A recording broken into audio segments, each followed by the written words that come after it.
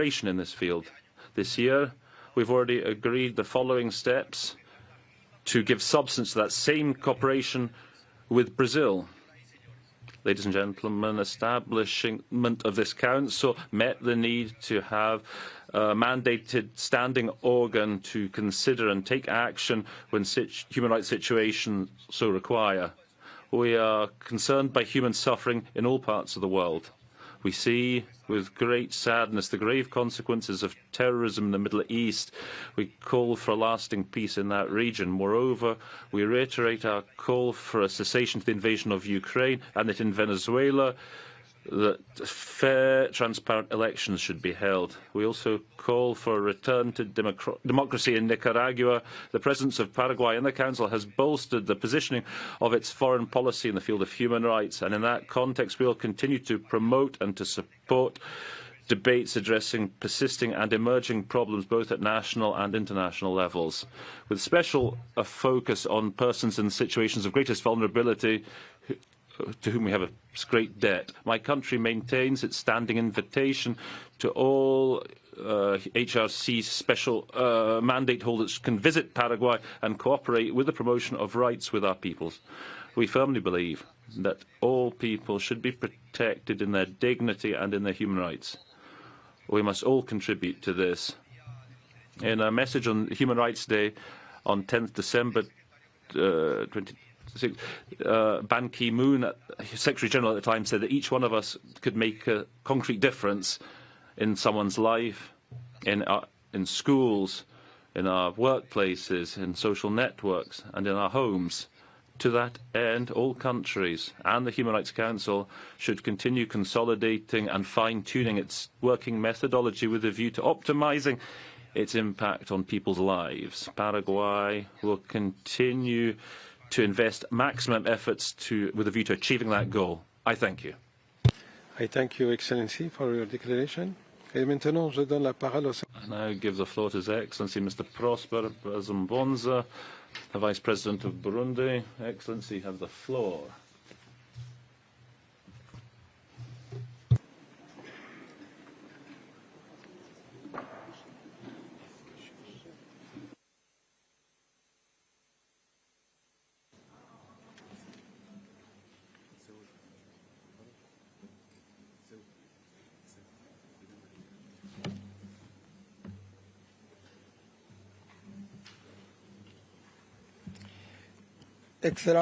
Excellencies, ladies and gentlemen, heads of state and government, Excellency Mr. Omar Zniber, President of the Human Rights Council,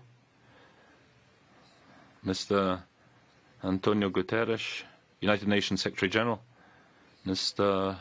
Volker Turk, High Commissioner for Human Rights at the United Nations, dear colleagues, distinguished delegates, ladies and gentlemen, all protocols observed.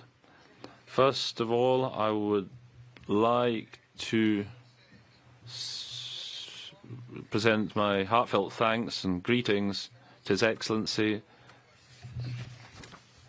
of the President of the Burundi, who has done the honour, who I'm honoured to represent at this summit. I would next like to pay thanks to God the Almighty, who has allowed me to be in this city of human rights, to be here safe and sound, here in Geneva, to take the floor at this high-level segment of the 55th session of the Human Rights Council, to debate issues of human rights, subjects that we all hold dear with a view to respecting human dignity throughout the world. Let me next express my heartfelt congratulations to His Excellency Mr. Omar Zniber from the Kingdom of Morocco for his outstanding election as President of the Human Rights Council at its 18th cycle, covering the period from 1st January to 31st December 2024. His outstanding qualities and talent are a guarantee for the proper stewardship of our work underway this year, and we wish you every success. You can naturally count on the full cooperation of Burundi in discharging your noble uplifting mission. Similarly, I'd like to pay a deserved tribute to your predecessor, Ambassador Václav Balek, not just for his admirable professional and personal qualities, but also for the excellent professional manner in which he presided the 17th cycle that we have just concluded with success in a context particularly favourable for Burundi, since my country submitted for it's presented for the fourth cycle of its UPR in 2023 and was elected as a member of the Human Rights Council, having previously been so in 2018. We'd like to take this opportunity to thank once more all states who vested their trust in us. Moreover, let me commend the outstanding work of the Secretary-General, Mr. Antonio Guterres, as well as his valiant action underway to reform our organization, to improve its effectiveness and its credibility, and to bring the organization closer to the citizens of the world without any discrimination. Burundi renews to him its full support and cooperation in that respect. President, distinguished delegates, ladies and gentlemen, this 55th regular session of the Human Rights Council is a fine opportunity for Burundi to share with you the main projects of the government in the sphere of human rights. With respect to the country's state of security, I'm pleased to inform you that the socio-security situation in Burundi is stable, calm, and fully under control throughout the communes, the provinces, indeed the whole country. At a political level, Burundi is now very mature in the process of making peace and security sustainable, as well as in bolstering democracy, as borne out by the free, fair, democratic, transparent and calm elections organised with great alacrity in 2005, in 2010, in 2015 and in 2020. Rest assured also that the elections, legislative elections and local elections to be held next year in 2025 will be organised and will be a complete success with the financial support of the government of Burundi. With staying on the subject of good governance and social cohesion, next year we will be, as I said, holding legislative, local and district elections to be fully financed from our own resources. Comprehensive financing of the electoral process from national resources reflects the willingness of the Burundi people to take full ownership of the system of political, administrative and economic governance of our country.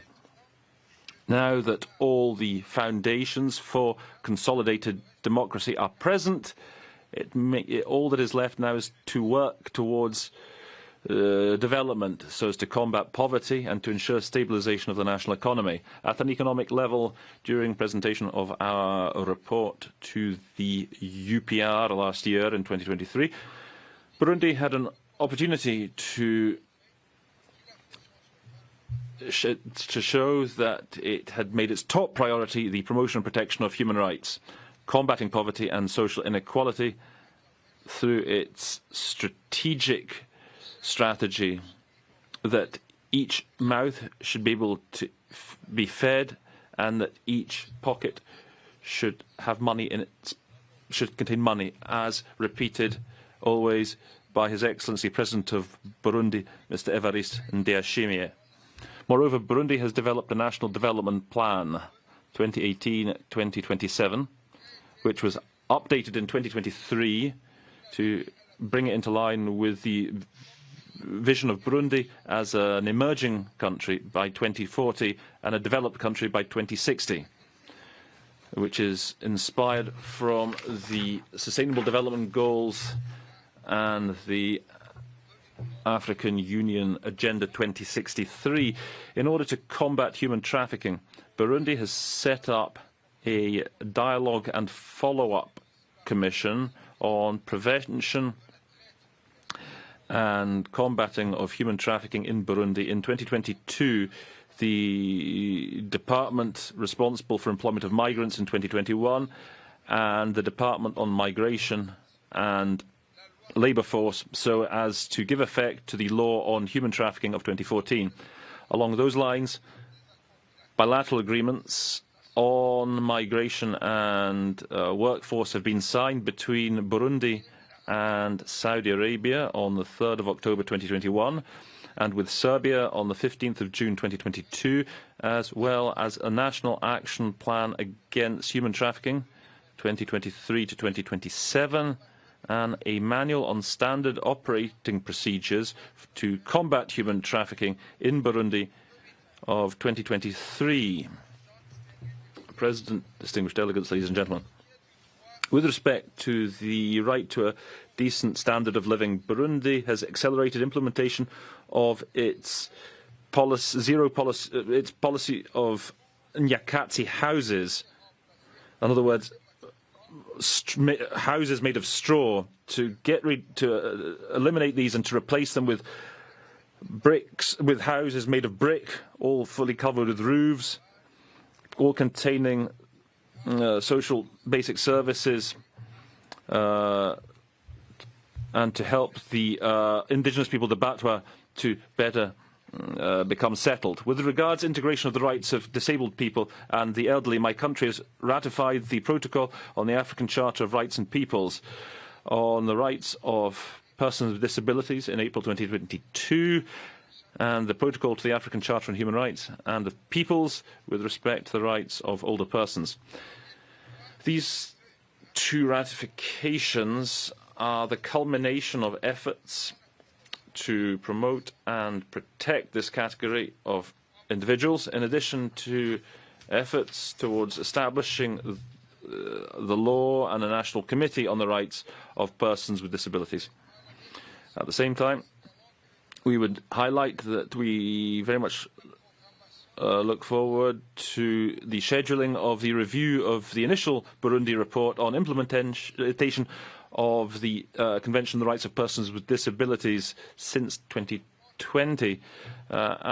In terms of climate, it's worth noting that the planet on which we live and on which generations to come will live faces a climate crisis which is worsening day in, day out, with the rise in climate skepticism. Burundi has not been spared by climate change linked to torrential rains and rising water levels of Lake Tanganyika, which has led to enormous material and human damage. To confront climate change, which has led to climate displacement, an action plan linked to the National Strategy for Risk Reduction and Disasters 2018 to 2025 is now operational, together with a National Emergency Operations Centre. Their mission is to coordinate the work of all state and non-state actors provided for in the National Contingency Plan during emergency rescue operations. An emergency rescue operations plan has also been established. With respect to cooperation with international human rights mechanisms, Burundi continues to produce and to submit initial and periodic reports and to implement recommendations. Nevertheless, despite efforts made in promoting and protecting human rights, my government takes the opportunity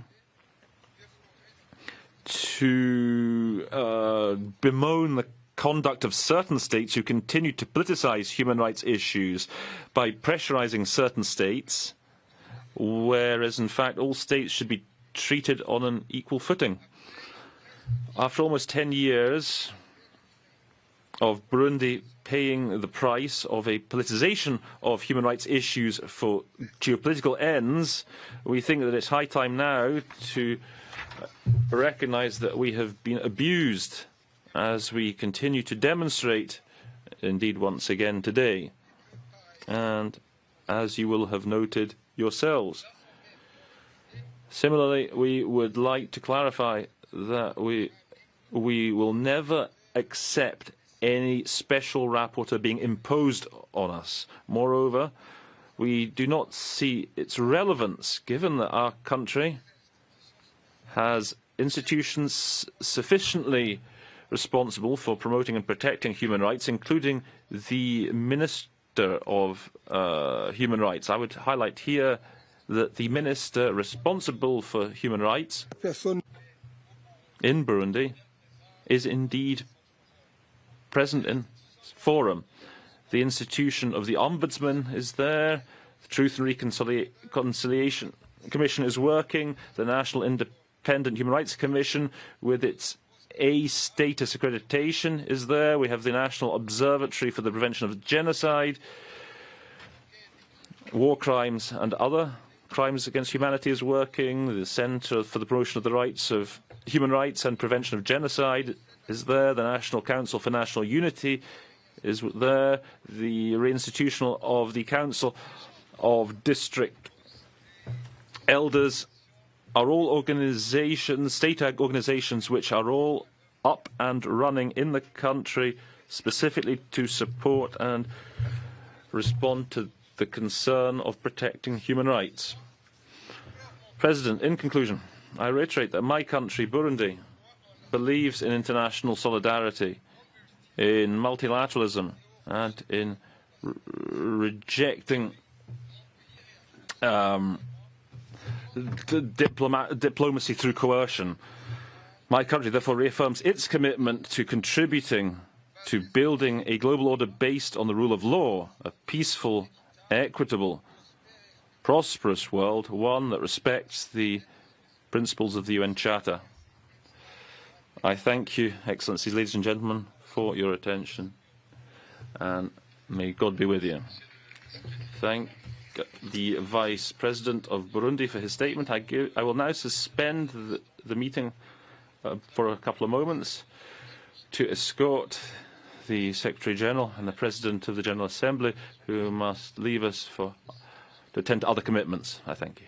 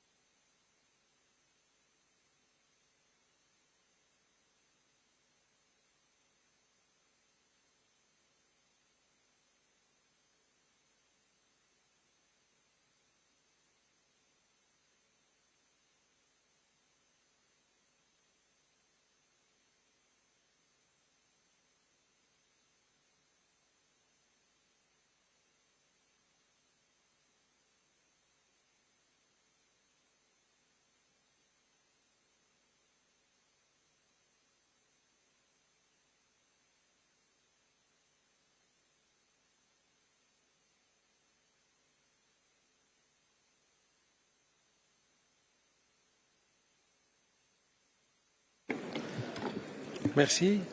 Nous allons donc reprendre. So we will resume the meeting.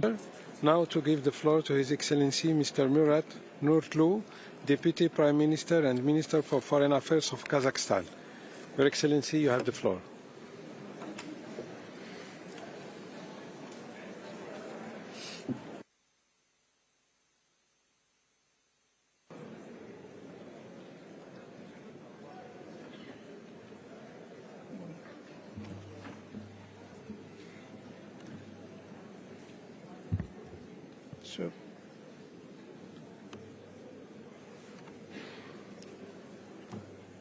Sure. Shall we proceed? Mr. President, Excellencies, ladies and gentlemen, at the outset, I wish to thank United Nations Secretary General Antonio Guterres and High Commissioner Volker Türk for their strong leadership and promotion of human rights worldwide. I also congratulate Ambassador Omar Zniber of Morocco on assuming the presidency of the Human Rights Council and assure him of my delegation's full support. I'm pleased to address this Assembly and reiterate Kazakhstan's commitment to upholding human rights. Mr. President, if one country brings in positive changes, it is an add, but if we achieve it collectively, it would amplify our joint endeavours for the long-term prosperity and well-being of all. My country contributes to our shared values. It promotes our common goals and objectives at both national and international levels. Many of you are well aware about Kazakhstan's geographic location on the crossroads of East and West, North and South.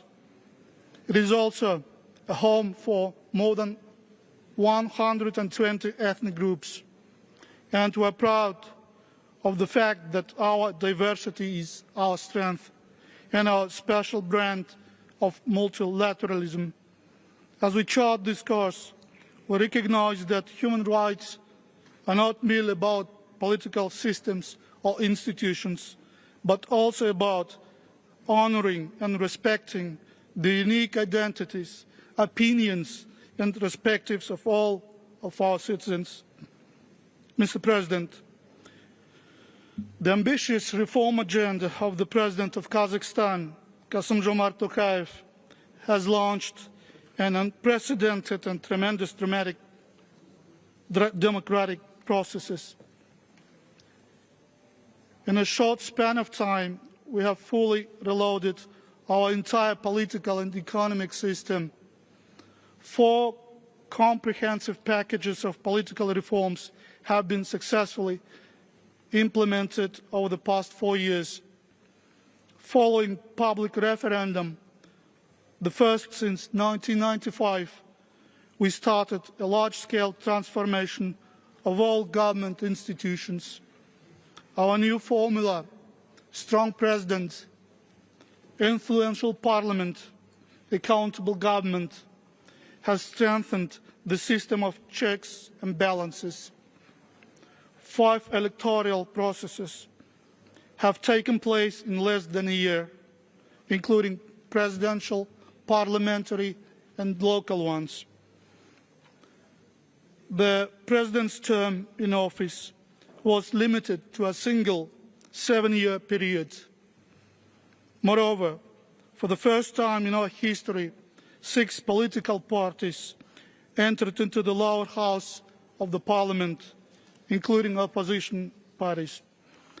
The human rights protection mechanisms have been significantly developed with the re-establishment of the Constitutional Court and enshrining of the status of the Commission for Human Rights in our Constitution. According to some international experts, all these undertakings are quite unique by their nature. Mr. President, the 75th anniversary of the Universal Declaration on Human Rights served as an occasion for member states to renew their commitments. Symbolically, last year, Kazakhstan has ratified 2 optional protocols to the Conventions on the Rights of the Child and Persons with Disabilities. Just last week, the President has signed a new law on improving child protection and safety standards in schools. In line with these international commitments to ensuring the right of life and human dignity, Kazakhstan has abolished the death penalty. instituted a zero-tolerance policy against torture and ill treatment, and strengthened its national preventive mechanisms. Following our constructive dialogue with the Office of the High Commissioner for Human Rights, we have incorporated its recommendations into several government action plans and recent presidential decree on human rights. Our nation's democratic path is clear, but it's not over yet. My main message today is that democratic changes in my country are irreversible. Mr. President, as the member of the Council, Kazakhstan will continue to contribute to collective efforts by promoting human rights and sharing its national experience and best practices in the areas of peace building, interethnic and interreligious tolerance, disarmament, gender equality, food security, and digitalization. Taking this opportunity, I thank on behalf of my Central Asian brothers and sisters all co-sponsors of our resolution to advance education for peace and tolerance for every children. We are encouraged by the wide international support received by our region's first Council initiative. This year, Kazakhstan will also present an initiative to combat domestic violence. We invite all our partners to join us in addressing this important issue. Dear colleagues, we live in a world of unprecedented dramatic changes unseen in a century. Global stability and prosperity are being threatened by geopolitical turmoil, regional conflicts, economic uncertainty, climate change, and many other old and new challenges. They also undermine humanity's hope for the safe future. Kazakhstan shares grave concerns of the international community about ongoing wars and conflicts around the globe, including the situation in the Middle East. And we fully support each and every call by the United Nations Secretary General to put an end to all human sufferings. For us, respect for the United Nations Charter, relevant Security Council resolutions, and international law is paramount. Mr. President, the role of effective multilateral diplomacy is as crucial as ever, since no country can tackle challenges of such magnitude alone.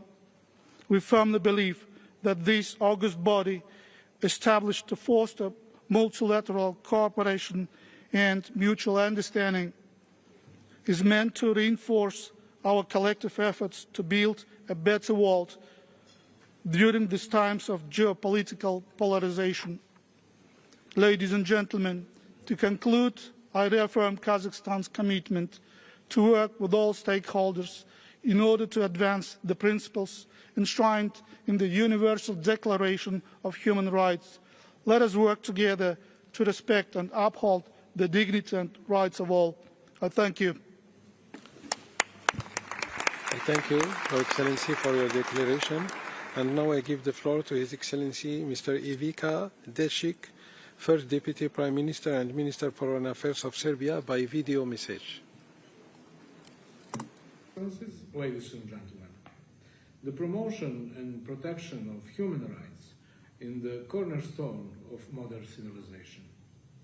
Their consistent application is a key factor of progress and a pledge for both survival and the values on which humanity is based.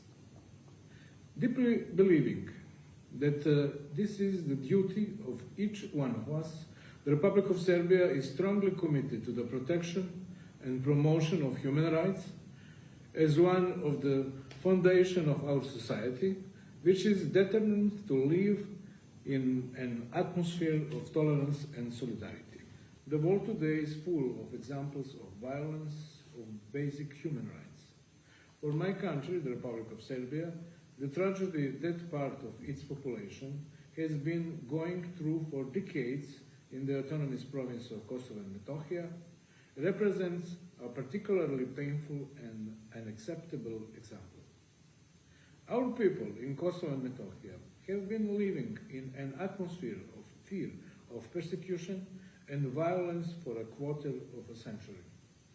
Serbs are systematically denied many basic human rights guaranteed by the UN Charter and other fundamental international documents, including the right to freedom of movement, to free expression and will in elections, the right to property, economic development, and even the right to life. In the territory of our southern province, the survival of one people living in their century-old ancestral homes and under threat. Therefore, no one should be surprised by the fact that amid such circumstances, the return to Kosovo and Metohija is unthinkable for more than 200,000 persons who have been internally displaced for more than 25 years, as well as that more than 14% of the remaining Serbs left the area of Kosovo and Metohija in the past year alone. In the series of continuous unilateral moves by the provisional institutions of self-government in Pristina, the latest one is the illegal decision to abolish the circulation of the Serbian currency, dinar, in the area of Kosovo and Metohija. The key goal of such moves is abundantly clear: to eradicate the Serbian population from the area of Kosovo and Metohija. We expect more attention and decisive action from the international community to the severe and prolonged discrimination against the violation of basic human rights of Serbs in Kosovo and Metohija. Ladies and gentlemen, Serbia attaches the utmost importance to promoting human rights standards and strengthening capacities for their exercise. This is done by applying an objective and non-selective approach, while strengthening the national legislation and enhancing the existing mechanisms. Furthermore, in accordance with the practice of active cooperation with the Human Rights Council, Serbia has extended a standing invitation to special procedures. Finally, I would like to emphasize once again that my country deeply believes in the importance of multilateralism and dialogue as the best way to address the multitude of challenges facing humanity in this increasingly complex international environment. We continue to firmly believe in the system of international law based on the UN Charter. We contend that the individual contribution of each country is important in this global mosaic, and the Republic of Serbia will continue to lend support to such aspirations. Thank you very much. I thank Your Excellency for your declaration. Et maintenant, je donne la parole à son... I now give the floor to His Excellency Mr. Xavier Bettel, the Vice Prime Minister of Foreign Affairs for Luxembourg, and this will be brought to us by video message as well. President, High Commissioner, Excellencies, dear friends, less than 3 months ago, we marked together the 75th anniversary of the Universal Declaration of Human Rights. We renewed our solemn common commitment to the universality and indivisibility of all human rights for all people, everywhere.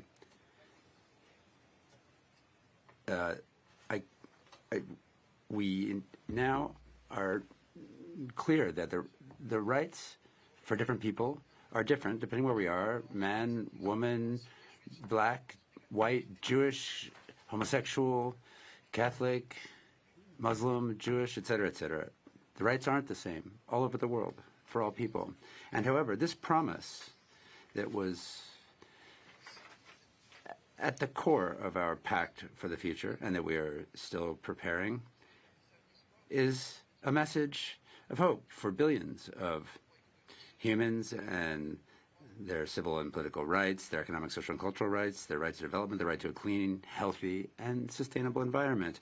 Currently, there are more than 50 violent conflicts raging the world over. We are far from the goals and ideals established in 1945. And the goal is to never again have war. Allow me to look at some of these conflicts in no particular order. In Israel, they're inexcusable. We see inexcusable crimes and atrocities committed by Hamas and other armed groups on 7 October. And then on the other side, after having condemned these, we also need to know that the Israeli intervention has cost tens of thousands of civilian lives. This region is suffering on both sides. This is why Luxembourg calls for an immediate humanitarian ceasefire and an urgent increase in humanitarian aid and the immediate release of the hostages. And then the war in Ukraine.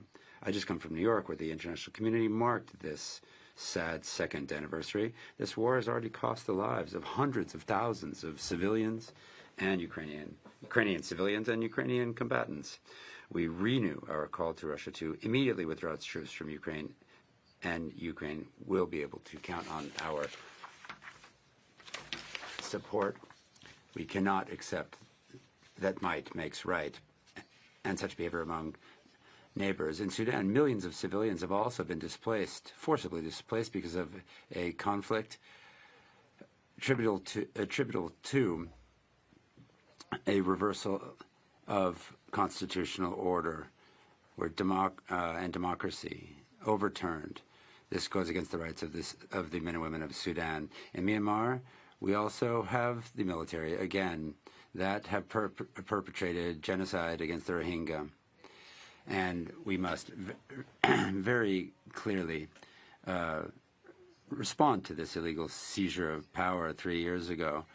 And then also, there are other acute crises of human rights around the world: Afghanistan, Haiti, the Democratic Republic of Congo, the Sahel, South Sudan, Syria, and Yemen. The Human Rights Council, of which my country is a member until the end of the year, has a role to play in recalling to the international community its obligations of solidarity and humanity, in step with its commitments in the UN. And then there is also a triple crisis on the planet. We know this. We have we are reaching the potentially irreversible climate change, and this can bring the irrevocable loss of biodiversity, and pollution is costing millions of human lives each year. And this is a crisis that threaten the entirety of humanity. And more than ever, we must support civil society and defenders of human rights and children around the world to defend these rights for future generations. I would like to pay homage to Alexei Navalny, imprisoned and tortured to death under wretched conditions. There are people like him that are the conscious of our humanity and that are worthy of our full respect and support. We also must continue to fight discrimination, gender discrimination, attacks against women and girls, LGBTI community, and other groups in a vulnerable situation. Allow me to cite at the end the strategic vision that the High Commissioner has, that is to say, precisely to respect human rights as an antidote for the crises that we face. Thank you. Excellency Mrs. Tanja Fajon, Deputy Prime Minister and Minister for Foreign and European Affairs of Slovenia, by video message. Mr. President, Excellencies, ladies and gentlemen, we recently marked the 75th anniversary of the Universal Declaration of Human Rights. This cornerstone document paved the way for the progressive development of international human rights law and continues to do so today. When it comes to human rights, the work is never really done. Just 2 days ago, we marked the grim anniversary of Russia's unjustified and illegal aggression against Ukraine. The war is causing enormous human suffering and destruction across the entire country. Slovenia condemns this act in strongest terms and calls for accountability for human rights violations. Accountability for atrocities and violations of international human rights law is crucial. This month, on 14 February, I signed the Ljubljana, the Hague Convention on Mutual Legal Assistance and Extradition, together with the representatives of more than 30 states from around the world. I encourage all others to do the same. The latest conflict between Hamas and Israel has been raging in Gaza for 5 months, with civilians, mostly women and children, paying the highest price. Permanent and sustainable ceasefire is urgently needed to end the human suffering. International humanitarian law and human rights law must be respected. But there are many other ongoing conflicts and crises around the world that negatively affect human rights. They too require our full attention. To name but a few: Afghanistan, the Democratic Republic of the Congo, Haiti, Iran, Mali, Myanmar, and Sudan. As a member of the UN Security Council, Slovenia attaches particular importance to the gross and systematic human rights violations and abuses in situations on the Security Council's agenda, and also focuses on the protection of civilians, especially children, and on the Women, Peace and Security agenda.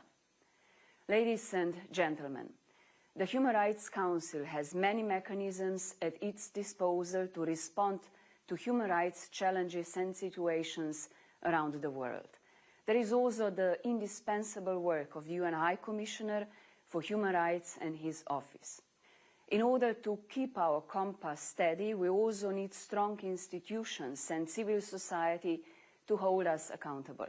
We must therefore invest in the resilience of our societies and strengthen the social fabric, including by upholding the highest human rights standards. There should be no attacks and reprisals against human rights defenders. And speaking of our societies, a stark reminder: the backsliding on gender equality and the worsening situation of women worldwide are symptomatic of the growing disparities and inequalities within and between our societies. The empowerment and participation of women and girls at all levels should therefore remain high on our agenda. Today there are many emerging challenges that pose risks to human rights. New technologies, including artificial intelligence, climate change, pandemics and the rapid demographic changes are just the most obvious. To tackle some of them and contribute to the common good, Slovenia will continue to call for a comprehensive human rights framework for older persons as well. We are concerned about the rapid aging of the population. At the current session, Slovenia, together with a core group of countries, will present a resolution on the right to a clean, healthy and sustainable environment. Together with partners, it will also table a resolution on the rights of persons belonging to minorities. As the chair of the Committee on Victim Assistance of the Anti-Personal Mine Ban Convention, Slovenia strongly advocates for the promotion of the safety, protection and full social inclusion of persons with disabilities and landmine survivors. Mr. President, as the UN reviews its vision for the future with a summit in September, we must mainstream human rights throughout the outcome document in order to ensure peace, stability and sustainable development for all. Slovenia remains committed to human rights and look forward to possibly rejoining the Human Rights Council for a third time in the 2026-2028 period. As always, we stand ready to play our part. Thank you. أشكر معالي السيدة وزيرة شؤون الخارجية لسلوفينيا وأعطي لمعالي السيد أيمن. Thank you. We will now hear from Mr. Ayman Sofadi, the Vice Prime Minister of Jordan.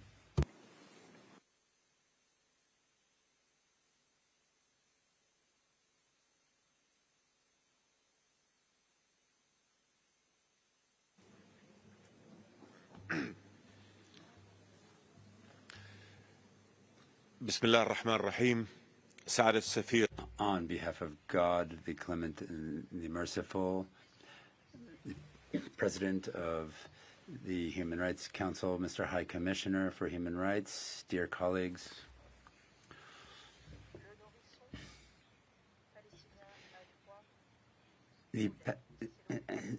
the Palestinians breastfeeding have right to milk, but they don't have it. They have the children have the right to go to a safe school, but with Israeli occupation, they do not enjoy this right. The Palestinian people have mothers and fathers and youth. They have adults that have the right to a right that's being violated by the Israeli state. In the West Bank and in the occupied city of Jerusalem, the Palestinians endure occupation. They suffer from injustice. They go to sleep suffering from injustice, and they wake up in the same situation. They have a right to worship. They have the right to circulate. This is a human right violated by the occupation. The right to work in security, equitable due process, a field, property, a house. These are fundamental rights that are being violated by the occupying power, Israel. In Gaza, the Palestinians die as a result of attacks, cowardly attacks, death by bombing, and famine of the innocent. Everywhere in Gaza, there's proof of the Israeli occupation and their violation of the human rights of the Palestinians. Houses are destroyed, schools are bombed, hospitals as well. Incursions have laid waste. The Israelis have transformed the schools of some 600,000 students into shelters where people have had to go because their homes and neighborhoods have been destroyed. Since for 1,400 years, the faithful have been going to the Omar Mosque, which has been destroyed by Israel. For more than 1,600 years, prayers were heard throughout the churches of Gaza until those churches were bombed by Israel. Dear colleagues, the occupation has violated much. Its injustice has gone beyond measure. This lays bare the inequality. This unarmed population is unprotected. International humanitarian aid should be offered to all people. It should not be selective as a result of the force of the aggressor and the identity of the aggressed. The right to self-determination. We must condemn the occupation and bring to bear international law against the government that denies the Palestinian people of the right to freedom, the racists that deny the humanity of the Palestinian people, the extremists that transform Palestinian fields to illegal settlements. They turn these zones into prisons where they conduct arbitrary detention of children, allowing for the terrorism of the settlers. This must be brought to an end immediately. Those who commit crimes, war crimes against innocent civilians must be condemned. Mohammed Satorah was killed because of it. At 45 years of age, he was the victim of an attack that deprived him of milk and water. He died of famine. Peace, dear colleagues, cannot be restored while there is ongoing occupation. Security cannot be brought until all rights of the Palestinian people are restored. They're being trampled upon. There must be a response to support the rights of the Palestinian people. Our kingdom wants justice and the implementation of international law, peace and security. Dear colleagues, Jordan is always committed to all international human rights mechanisms, with the UPR included. Efforts of our country will continue in the UPR to ensure that we address all harmful practices that run a counter-current to human rights for all categories of society. Reform will move forward. thanks to legislative and economic and political measures aiming to bring modernization and development and a fight against all imbalances. This is an approach that Jordan pursues with clear programs and thanks to a firm resolve. The report from Jordan, submitted during our fourth UPR review before this August Council last January, lays out the challenges and the programs that are being implemented by Jordan to overcome the difficulties. We have taken stock of our laws, reviewing them, strengthening human rights within them, human rights inherent to all Jordanians. Mr. High Commissioner, thank you. President of the Human Rights Council, thank you very much for your efforts, and may God's peace be upon you. Thank you. Thank you, Your Excellency, for these remarks. Chenda Sophia Sok, Deputy Prime Minister and Minister for Foreign Affairs and International Cooperation of Cambodia, equally by video message.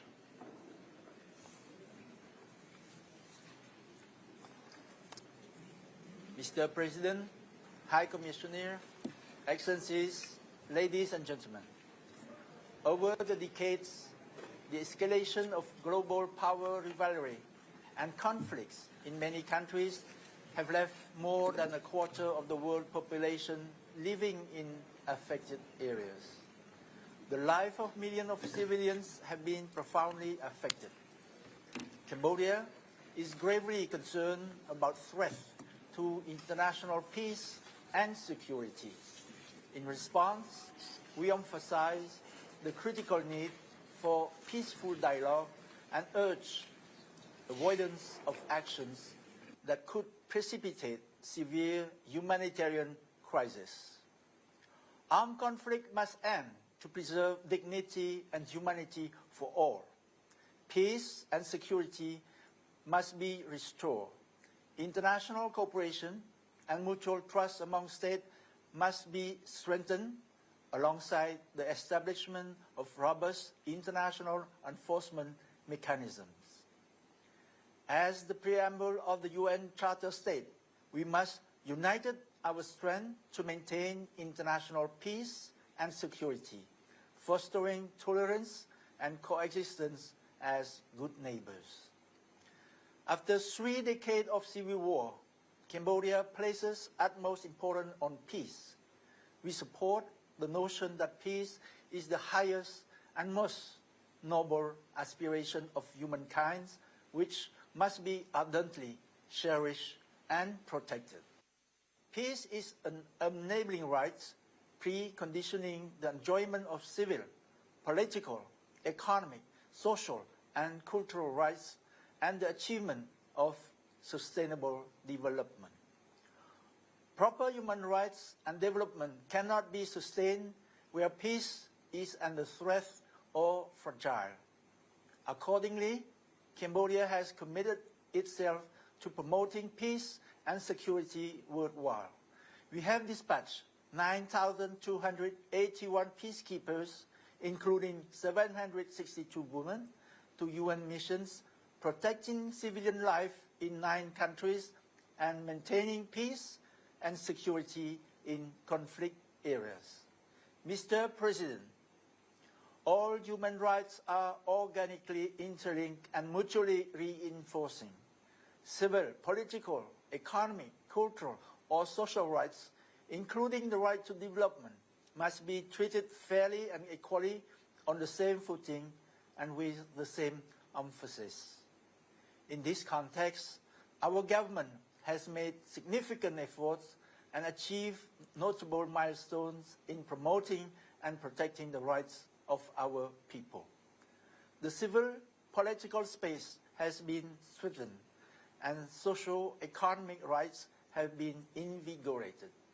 Furthermore, the new cabinet formed last year is implementing the first phase of its pentagonal strategy focusing on growth, employment, equity, efficiency, and sustainability. With enduring peace and stability, Cambodia's annual growth averaged 7% between 2005 and 2019. Poverty was reduced from 50% to 9% over the same period. Consequently, Cambodia transitioned from low income to lower middle income status. We are encouraged by a national review showing that most of the 17 SDG, along with our 18 goal of mine clearance, are on track despite global economic uncertainties. To reduce poverty, vulnerability, and inequality while boosting human development and economic growth, Cambodia has implemented wide-ranging social assistance schemes. These include a national social assistance fund that strengthens protection in response to emergencies. In July last year, Cambodia held general election. 18 political parties participated and more than 8.2 million people cast their ballots. The turnout of almost 85% was the highest since the UN-supervised election in 1993, a clear indication of our people's growing political maturity and enthusiasm for exercising their democratic rights. Thousands of observers, including 333 foreign observers from 65 countries, widely assessed the election as free, fair, credible, and just. The upcoming Senate election this month are expected to further reflect the general will of the people. Mr. President, democracy is a shared value, achieved through learning, building, and strengthening gradually, taking national characteristics and context into account. Similarly, human rights are universal values for all humanity. As Secretary General Guterres has stressed, human rights must never be a vehicle for double standards or a means to pursue hidden agendas. Regrettably, some countries have misinterpreted our application of laws designed to protect law-abiding citizens as clamp down on freedom. Paradoxically, the same measures, when applied in their own countries, are considered necessary and lawful to maintain public order, social stability, and national security. As a party to 8 out of 9 core human rights conventions, Cambodia's close and constructive cooperation with various UN mechanisms is well recognized by the Council. Last year, the royal government extended the mandate of the country's special rapporteur and renewed its MOU with the Office of the High Commissioner for Human Rights representative. The special rapporteur has enjoyed unfettered access to Cambodia, including meetings with several government leaders, including the Prime Minister. This year, Cambodia is scheduled to engage in constructive dialogues under the 4th cycle of the Universal Periodic Review and with the Committee on Enforced Disappearances. Mr. President, our engagement with the international community and all human rights mechanisms is a two-way process. The agenda must be approached through a genuine dialogue-based method, emphasizing non-confrontation, non-politicization, and non-selectivity. Assessment should be fair, balanced, and objective, fully observing the code of conduct. Preconceived prejudice, prejudgment, or bias will only lead to a loss of credibility and erosion of mutual trust and cooperation. To conclude, Cambodia remains resolute in our firm commitment to cooperate with all stakeholders to further promote and protect human rights within the framework of the rule of law and accountable institutions. We also remain firmly committed to advancing sustainable development and pursuing our irreversible democratic journey with pluralism. I thank you for your attention. I thank Your Excellency. Et maintenant, je donne la parole à son And I give the floor to His Excellency, Edison Rodrigue Bayala, Minister of Justice and Human Rights of Burkina Faso. That's a video message.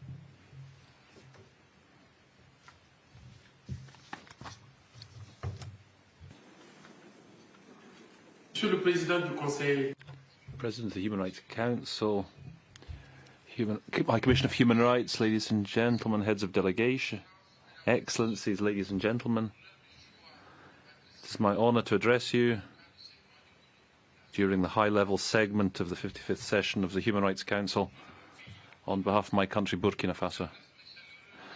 I extend my congratulations to His Excellency, Mr. Omar Znimer, PR of Morocco, to UNOG for his outstanding election as President of the Council in 2024. Wishing you every success in discharging your mandate, my delegation would assure you of its willingness to fully cooperate with the Council. Allow me also to welcome in particular the good cooperation between Burkina Faso and OHCHR through its country office in Burkina. Sir, Burkina notes with satisfaction progress made in promoting and protecting human rights throughout the world. However, the quality of sound, unfortunately, of the video is not sufficient to be able to properly interpret. Apologies. en effet, la situation sécuritaire marquée par la récurrence des attaques terroristes, particulièrement dans le Sahel, demeure une préoccupation majeure pour le Burkina Faso. Ces attaques terroristes contre les populations civiles, les forces armées nationales, les forces de sécurité intérieure ainsi que les volontaires pour la défense de la patrie constituent des atteintes aux droits humains et occasionnent une crise humanitaire sans précédent. Face à ces constats, le Burkina Faso a opéré des réformes majeures lui permettant de concilier les impératifs de lutte contre le terrorisme avec ses obligations en matière de promotion et de protection des droits humains. Au nombre de ces mesures, il convient de relever l'adoption du décret portant mobilisation générale et mise en garde, adopté après un avis favorable du Conseil constitutionnel. Ce décret autorise le gouvernement sur une période de 12 mois, à compter du 19 avril 2023, à requérir les personnes, les biens et les services indispensables dans les dispositifs opérationnels de sécurisation intégrale du territoire. Monsieur le Président, au Burkina Faso, la lutte contre le terrorisme passe également par la poursuite de la lutte contre la pauvreté et la promotion d'un développement partagé. C'est pourquoi, dans le cadre de la mise en œuvre du plan d'action pour la stabilisation et le développement de la transition, des initiatives de développement endogènes, telles que l'Agence pour la promotion de l'entrepreneuriat communautaire, ont été mises en place. Dans la même dynamique, le gouvernement burkinabé veille particulièrement au financement des projets des jeunes, ainsi qu'à l'autosuffisance alimentaire à travers l'initiative présidentielle pour la production agricole 2023-2024, qui mobilise 3 000 militaires et 4 000 personnes déplacées internes. Monsieur le Président, le Burkina Faso tient à rassurer la communauté internationale sur sa ferme volonté de respecter ses engagements internationaux en matière de promotion et de protection des droits humains en dépit des défis liés au terrorisme et à la crise humanitaire qui en découle. Dans cette dynamique, le 6 novembre 2023, le groupe de travail de l'EPU a examiné le 4e rapport du Burkina Faso. Le document final de cet examen contenant la position officielle sur l'ensemble des recommandations sera adopté au cours de la présente session. Le gouvernement burkinabé veillera à la mise en œuvre des recommandations acceptées à l'issue de cette revue en tant que repère de la poursuite de son action en faveur des droits humains. En outre, les 20 et 21 février 2024, le Burkina Faso a présenté au comité des disparitions forcées les renseignements complémentaires en vertu de l'article 29, paragraphe 4 de la Convention contre les disparitions forcées. Monsieur le Président, pour terminer, le Burkina Faso voudrait simplement réaffirmer ici sa foi au multilatéralisme. Il demeure convaincu que le Conseil des droits de l'homme est la tribune appropriée pour discuter de la situation des droits humains dans le monde. Il est temps que l'ensemble de la communauté internationale s'engage en faveur d'une coopération franche et sincère, dynamique et respectueuse de la souveraineté des États. C'est seulement à ce prix que nous parviendrons tous à garantir l'effectivité des droits humains et le développement durable à toutes les nations. Je vous remercie. Je remercie votre Excellence. I thank Your Excellency. His Excellency Mrs. Elina Valtonen, Minister for Foreign Affairs of Finland. Your Excellency, you have the floor.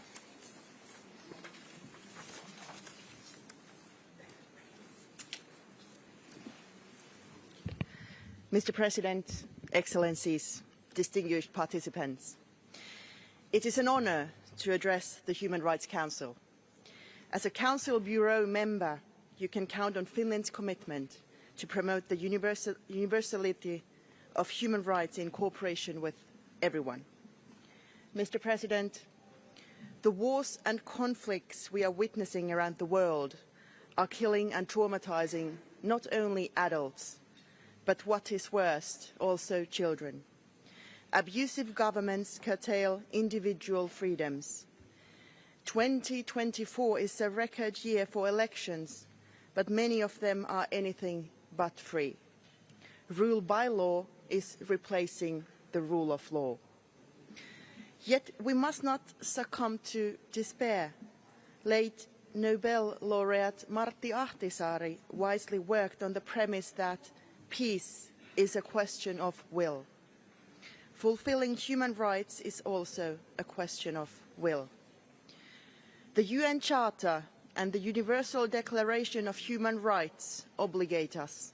They guide us to the realization of human rights, democracy, rule of law, and gender equality for everyone, everywhere. This Council has a solid record of showing determination. Finland works with all stakeholders to support those who yearn for freedom and dignity, those whose rights are violated, and those who defend the rights of others. Mr. President, Ukrainians heroically defend their freedom in the face of Russia's war of aggression. The Commission of Inquiry on Ukraine has documented evidence that Russian authorities have committed war crimes, including willful killing, torture, rape, and deportation of children to Russia.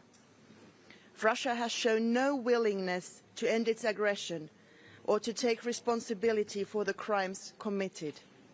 Ukraine, by contrast, fully cooperates with the Commission and addresses any wrongdoings by its own ranks. It is vital that the Council renews the mandate of the Commission and holds Russia accountable. Mr. President, there are no safe places in Gaza. The suffering of civilians is unbearable. They need life-saving aid now. This conflict severely traumatizes an entire generation of children. We plead Israel not to take military action in Rafah. The findings of the recent report by the UN Human Rights Office are deeply concerning. Nothing justifies the brutal terrorist attacks by Hamas against civilians. Hamas must release all remaining hostages immediately and without conditions.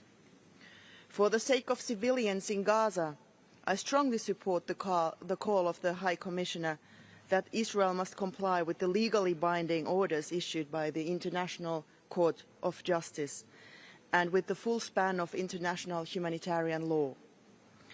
I hope this Council will engage all stakeholders to support efforts for an immediate humanitarian ceasefire, address violations by all parties, and forge a two-state solution to the Israeli-Palestinian conflict. Mr. President, in addition to Russia's war of aggression in Ukraine, we are deeply concerned about the grim situation in Russia. Russian authorities have systematically stripped people of their fundamental rights, including free expression and peaceful assembly. They are also responsible for the recent death of Alexei Navalny, who sacrificed his life in arbitrary imprisonment for democracy. While there are no free and fair elections in sight, we must not forget about the numerous other political prisoners in Russia and its accomplice, Belarus. Finland will continue to call for the respect for human rights globally, including in Sudan, Yemen, Afghanistan, Iran, Myanmar and Nicaragua. We call on China to enter into dialogue with the international community on human rights in China. We have followed with concern how the repressive action by authorities in China and security laws in Hong Kong have further limited the civic space. The situation of ethnic and religious communities, including the Muslim Uyghurs, continues to require our attention. Mr. President, the resilience of human rights defenders worldwide is admirable. They speak for justice and gender equality, for equal rights of all LGBTIQ+ persons and against racism. They also fight against anti-Semitism and anti-Muslim hatred. The Council should embrace them as companions in building democratic and flourishing societies. Their work and that of the UN High Commissioner for Human Rights give us hope for a better future. Where there is a will, there is a way. Thank you so much. I thank Your Excellency for your declaration. And now I give the floor to His Excellency Mr. Bui Tan Son, Minister for Foreign Affairs of Vietnam.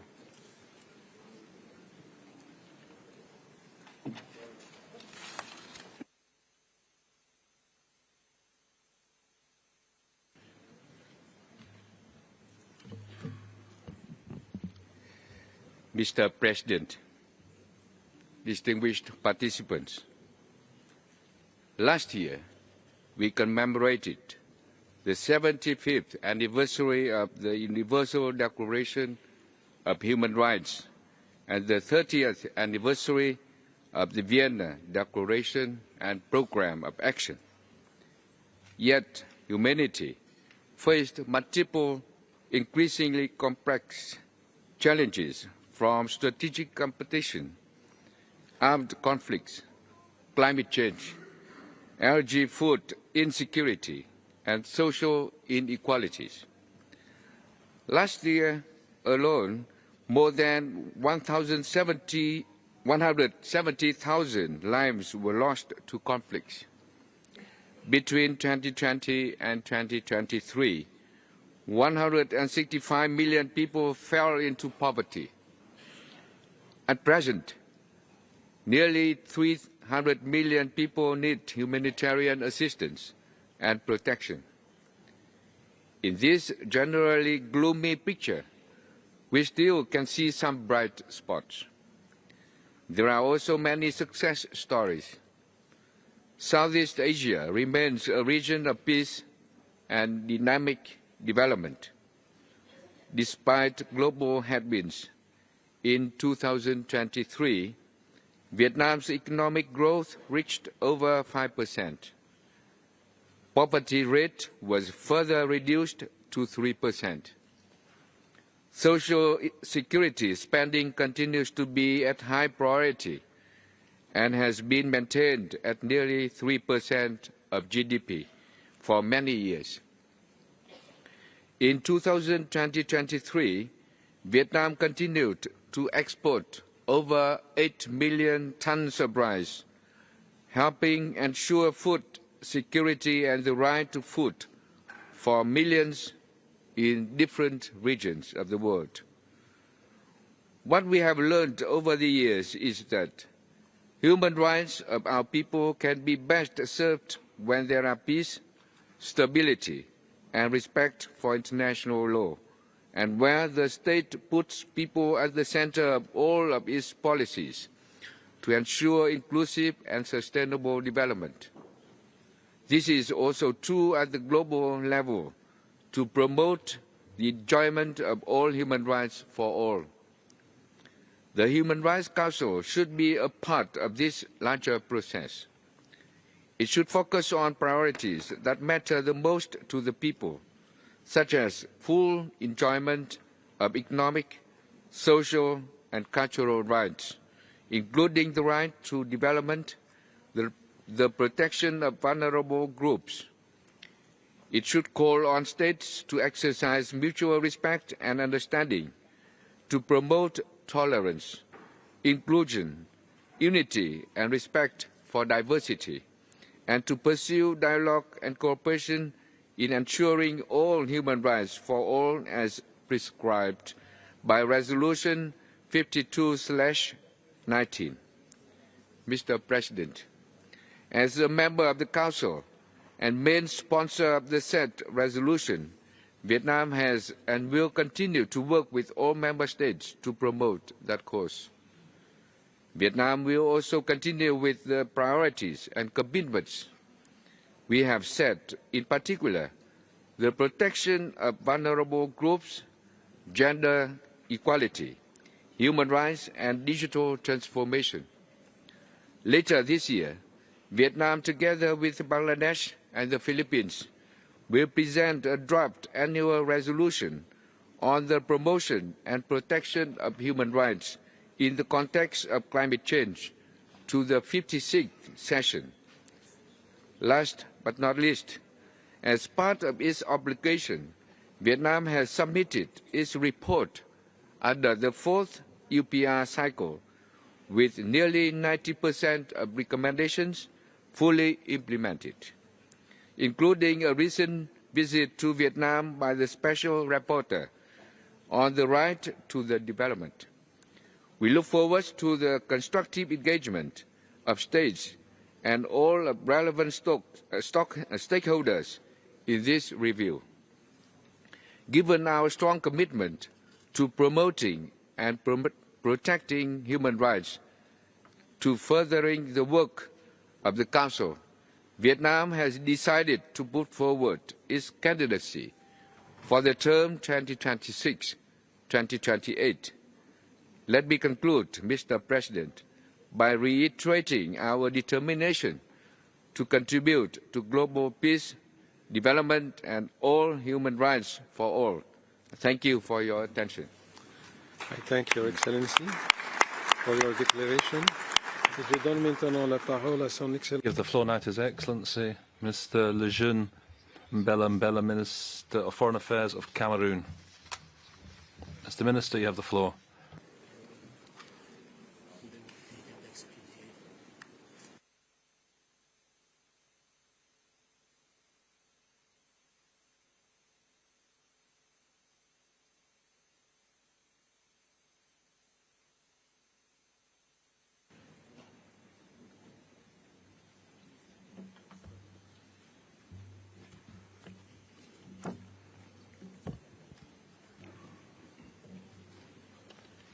Your Excellencies, ladies and gentlemen,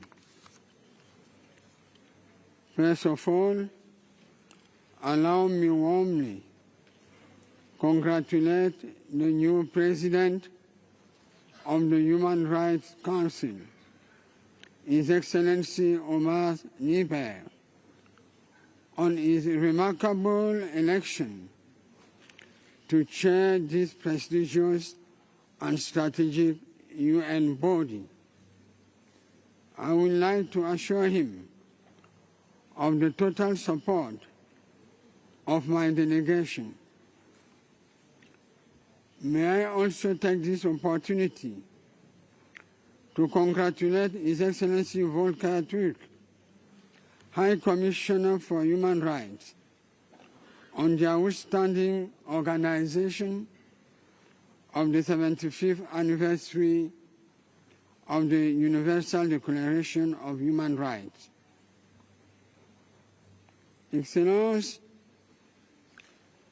Mesdames, Messieurs, les 75 ans de la Déclaration universelle des droits de l'homme marquent certes un jalon significatif. Marks a significant milestone, but it also reminds us of the magnitude of the challenges that persist with respect to the Universal Declaration on Human Rights.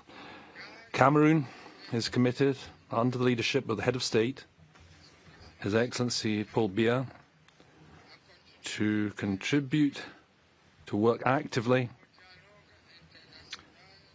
in the context of international dialogue, to find and implement concerted solutions to the complex challenges that our world faces. We reiterate, therefore, our commitment to democracy, the rule of law, and social inclusion. We firmly believe that socio-cultural diversity, both religious and linguistic, that characterize our nation constitute a richness, an asset that must be preserved and leveraged. It is consistent with the commitment of the head of state of Cameroon in the ongoing quest for lasting solutions to the socio-political crises in the regions of the northwest and southwest of Cameroon, to maintain a united, indivisible Cameroon, one rich in its diversity, one that is prosperous. It's an opportunity for us to reiterate our gratitude to all our bilateral and multilateral partners who support us in this endeavour to preserve and restore peace and national unity. Excellencies, ladies and gentlemen, as we have tirelessly reiterated from this same rostrum, Cameroon is committed to stepping up its efforts to meeting the ongoing challenges in promoting and protecting human rights. We will continue to cooperate with all UN mechanisms dedicated to that end, particularly with the special rapporteurs and the treaty bodies, to enhance and strengthen ever further our governance in the field, inter alia, through the ratification of international instruments and the modernization of our legal and institutional framework. Moreover, the granting by my country of premises free of charge to host the regional office of OHCHR for Central Africa is part of this process. Excellencies, ladies and gentlemen, as you know, my country went through its fourth UPR in November. It was an opportunity for us to take stock together on the progress made by Cameroon in the sphere of protecting and promoting human rights over the previous 4 years. I take this opportunity to thank all countries who were kind enough to make observations and recommendations on Cameroon's report. It reflects unquestionably the interest that you have in my country. I'd also like to thank the High Commissioner for Human Rights for agreeing to support my country in implementing the recommendations stemming from that UPR. Finally, as we are all preparing to take part in the upcoming Summit of the Future, I can assure all friendly countries and all the partners represented here of Cameroon's determination to contribute to building a rejuvenated, reinvigorated multilateral system based on shared values for the greatest possible benefit of our populations. Excellencies, ladies and gentlemen, these are the values that my country intends to promote and champion as when presiding, thanks to your unanimous support of the 79th session of the United Nations General Assembly.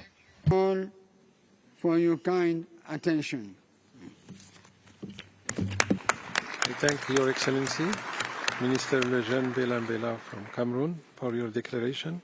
And now I give the floor to His Excellency, Mr. Tobias Billström, Minister of Foreign Affairs of Sweden, by video message. Mr. President, Excellencies, ladies and gentlemen, it is an honor to address you today.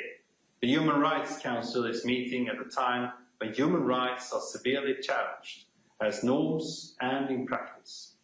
The Universal Declaration of Human Rights set out to protect the unifying vision of respect for fundamental rights and freedoms for all. The greatness of the human rights vision and the reason its impact has been so enormous is that it puts the individual human person at the center. But it establishes that the ultimate duty of the state is to respect the rights of the individual without discrimination, to protect these rights against abuse, and to ensure that everyone's basic human needs are fulfilled so that the potential of every individual can be fully realized. The human rights movement is a movement for freedom in the deepest possible sense. Its goal is to ensure that every one of us can flourish fully in all our diversity.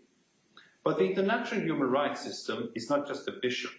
It's also a blueprint for how that vision can be achieved. It sets up a system with individuals as right holders and states as duty bearers accountable for violations. It has inspired an expanding infrastructure for accountability at the national, regional and international level. Sweden accepts scrutiny of our own record and is always ready to engage in dialogue on our human rights obligations. Later this session, we will hear a report of a special rapporteur on freedom of religion and belief, who we welcomed to Sweden last year.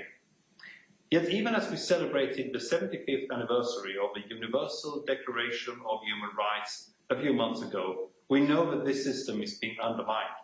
Russia's ruthless aggression against Ukraine, in blatant violation of international law and the UN Charter, is an obvious and horrific example. We are witnessing efforts to weaken accountability, to dilute and divert the obligations of states. We are seeing an increase in extrajudicial executions, torture, sexual and gender-based violence, efforts to turn back the clock on gender equality, the rights of LGBTQ+ persons and sexual and reproductive rights.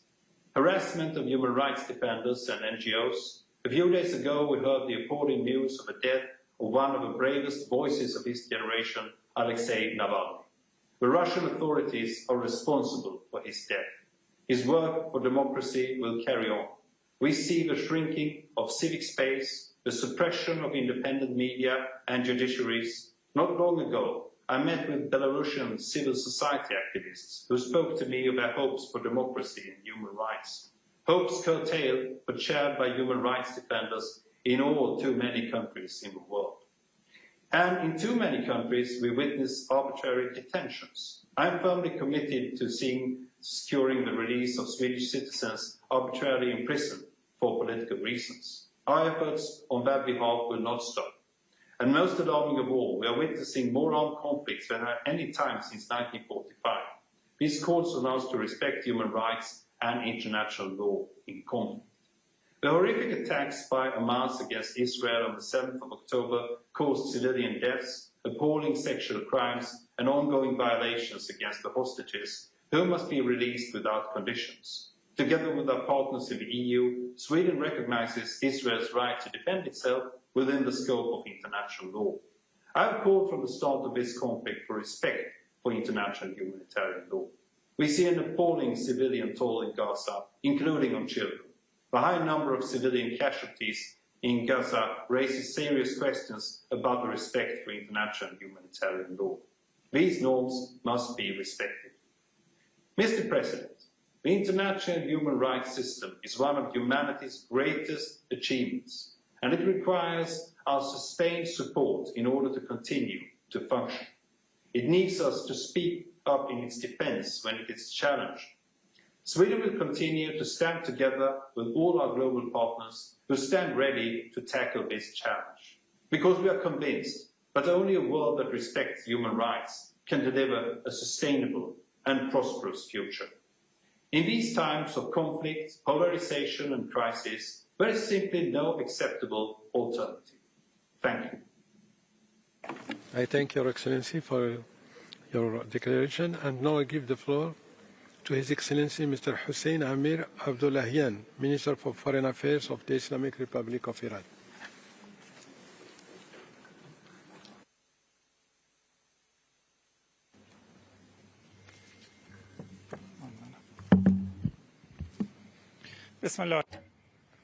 In the name of God, Mr. President, ladies and gentlemen, I'm really pleased to share with you, Excellencies, some points about human rights and their importance. And this very high-level meeting of the Human Rights Council meeting on behalf of the Islamic Republic of Iran now,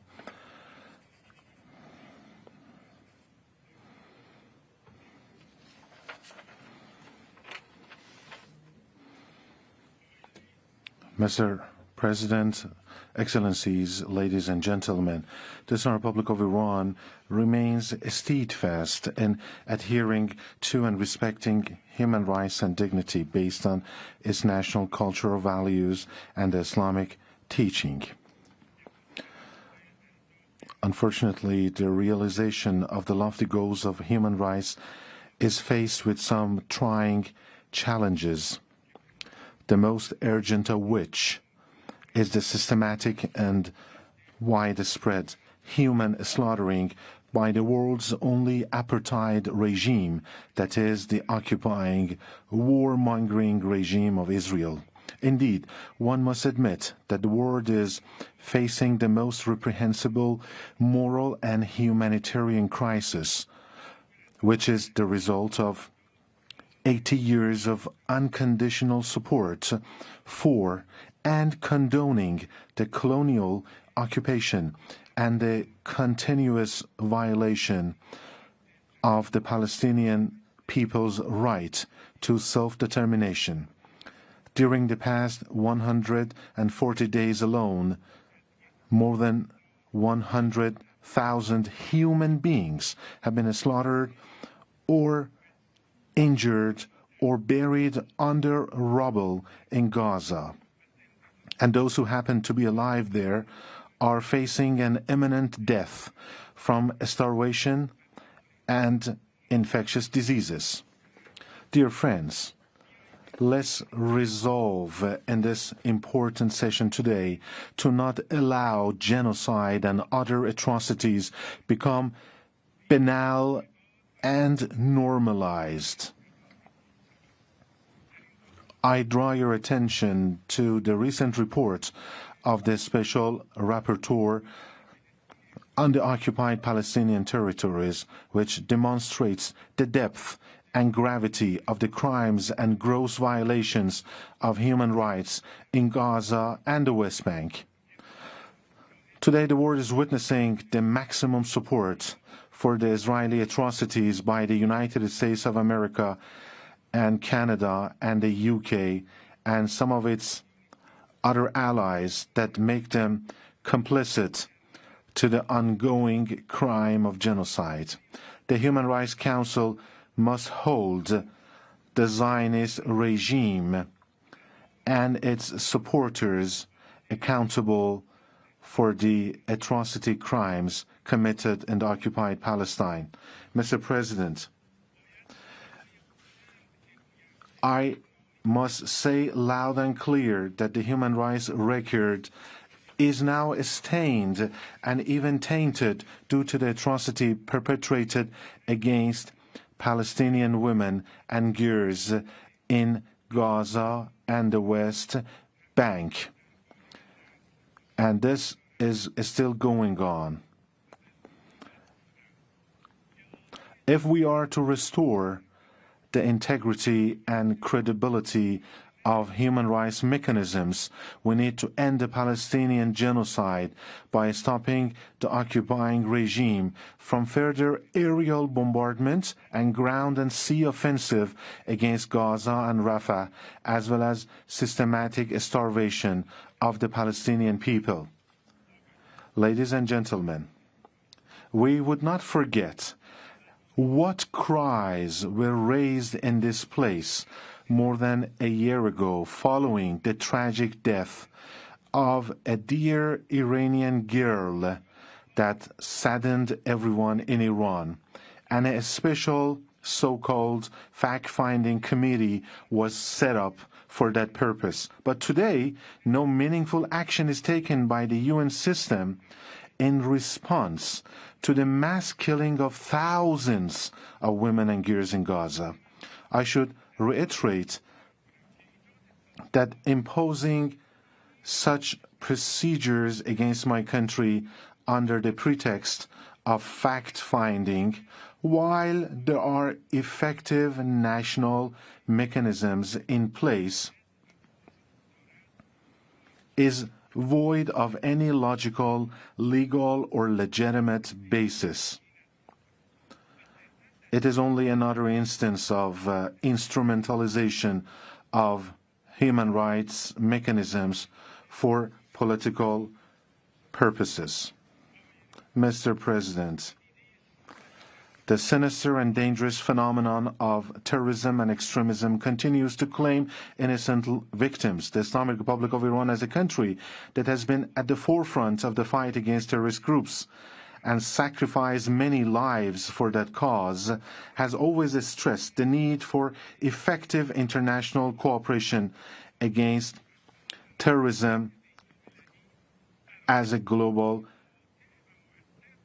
threat in an effective way as a prevalent international threat. Ladies and gentlemen, unilateral coercive measures continue to systematically violate fundamental human rights in the targeted countries and render serious harm to people. Imposing unilateral sanctions against nations is an unlawful and internationally wrongful act that amount to a crime against humanity. Mr. President, ladies and gentlemen, in conclusion, I would like to stress that the Islamic Republic of Iran's policy of interaction and dialogue, including in the field of human rights, is unwavering. We would utilize all our national capacities to protect and promote human rights based on our Constitution, especially in the field of human rights. And we would utilize all our national capacities to protect and promote human rights based on our Constitution, as well as our international legal obligations and Islamic and religious teachings, and we will spare no efforts in this regard. Thank you for your attention.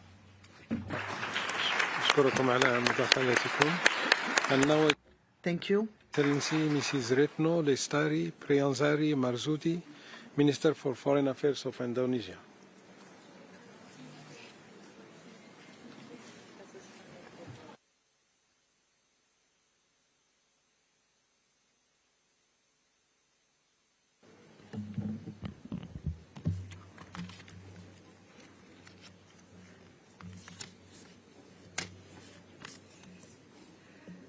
Bismillahirrahmanirrahim.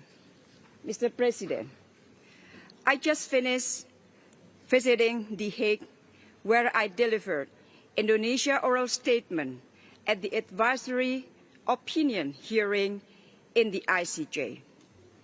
People in Gaza continue to suffer because of the double standard, especially in the context of human rights. Today marks the 143rd day of Israel's onslaught in Gaza and of the United Nations failure to do what it is designed to do. For the third time, yet another Security Council resolution on Gaza was vetoed. The Human Rights Council should do what it is designed to do, to address the gross violation of human rights, including in Gaza, including in Palestine. Colleagues, maybe I missed it. I didn't hear any single word on Gaza by the High Commissioner of Human Rights during his statement at the opening session. Maybe I just missed it. All of us, the global community, has to stand firm for this cause. Human rights must also be at the center of the Palestinian solution.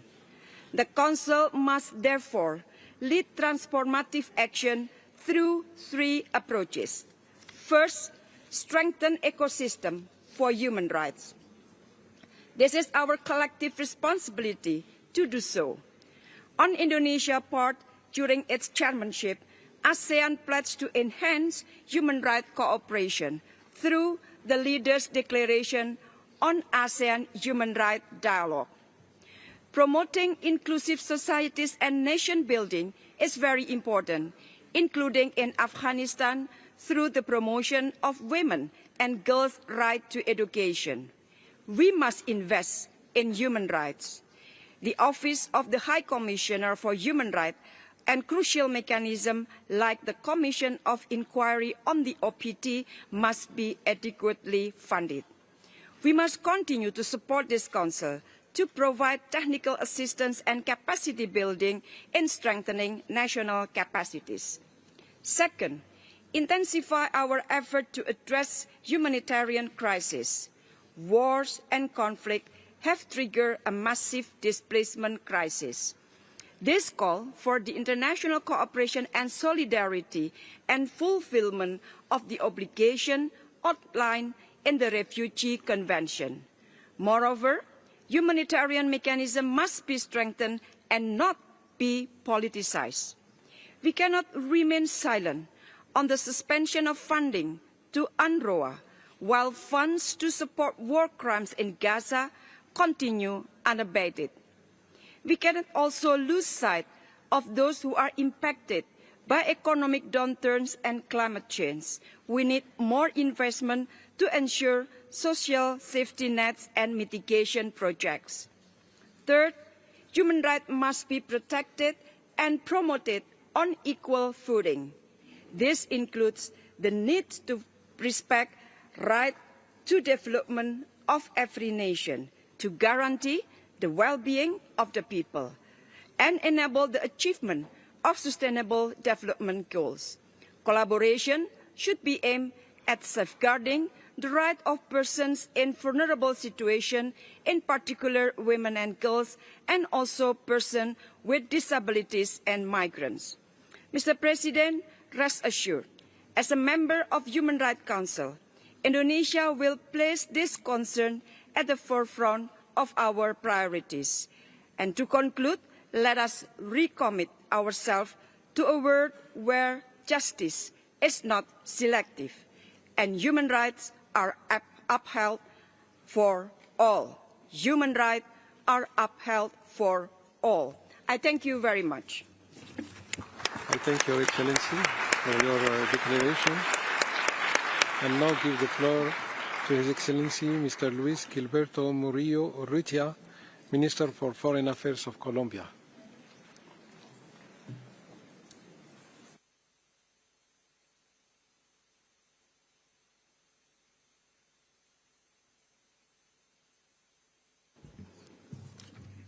Su Excelencia, Your Excellency, Ambassador Omar Schneebert, President of the Human Rights Council, honorable dignitaries, ministers, members of the Human Rights Council, representatives of civil society, those present, esteemed guests, Colombia has the objective of becoming a power of life.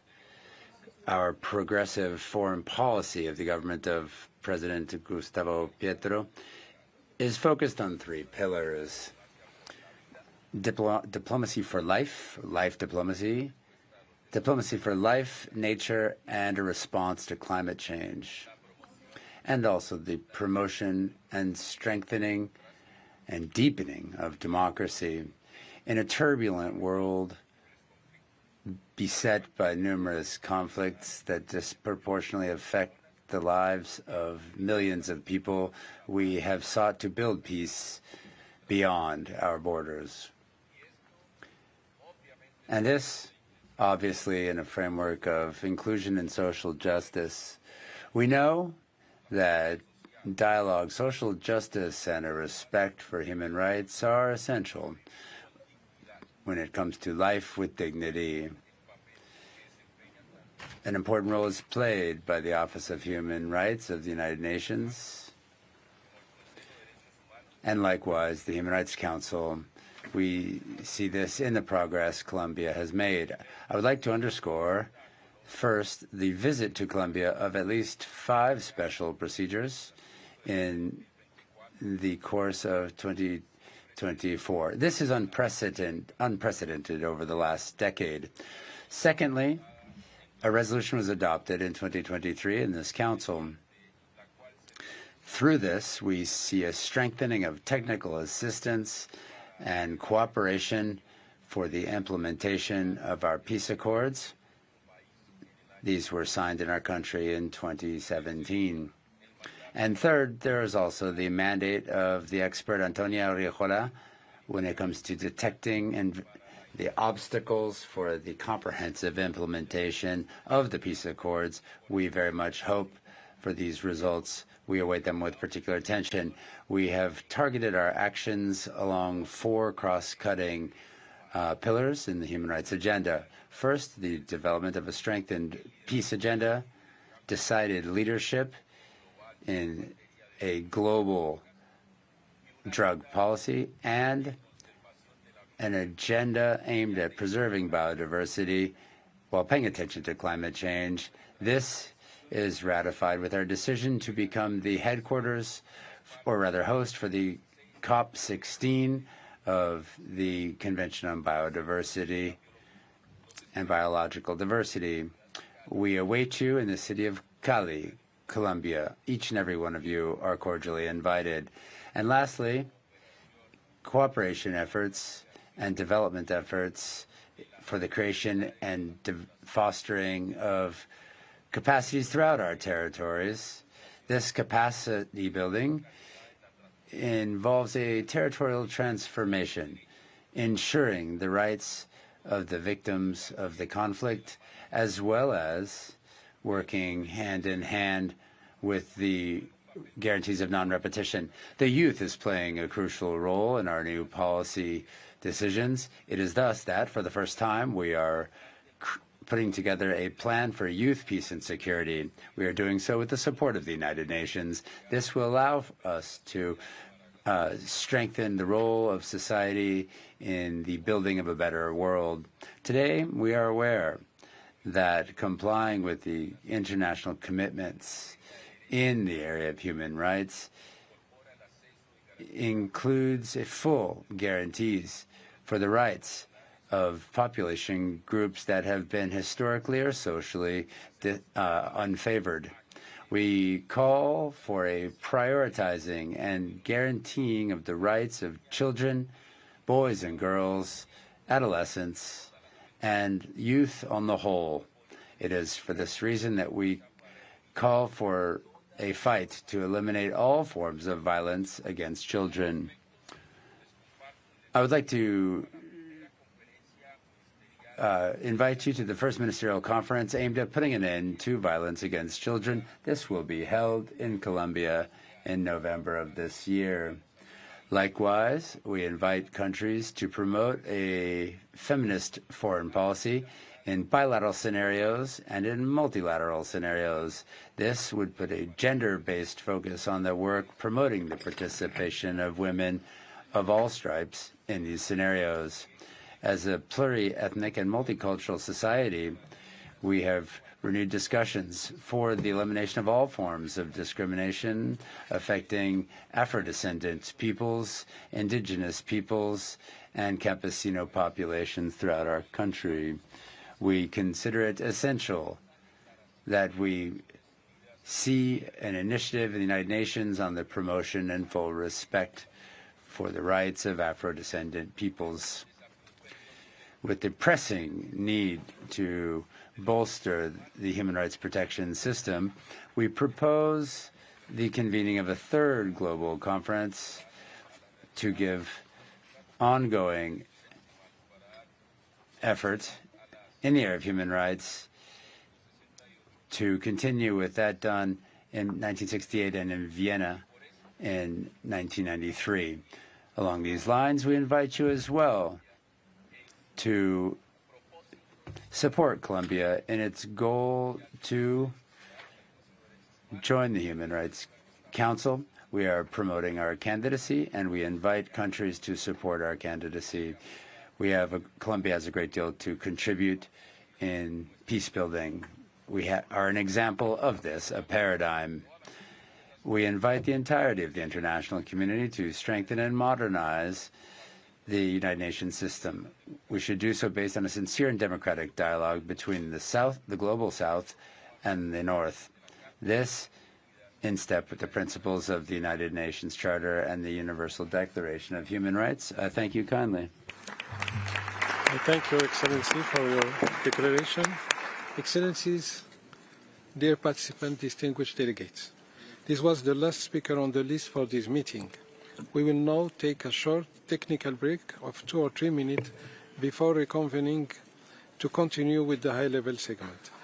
Thus, I hereby close this first meeting of the 55th session of the Human Rights Council.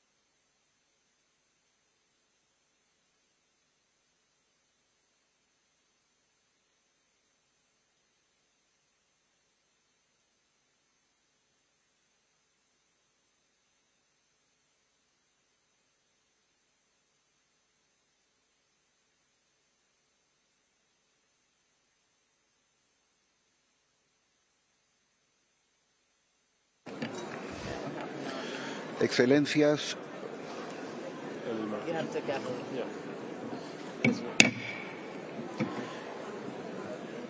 Excelencias, Excellencies, dear participants, distinguished delegates, I call to order the second session of the 55th session of the Human Rights Council.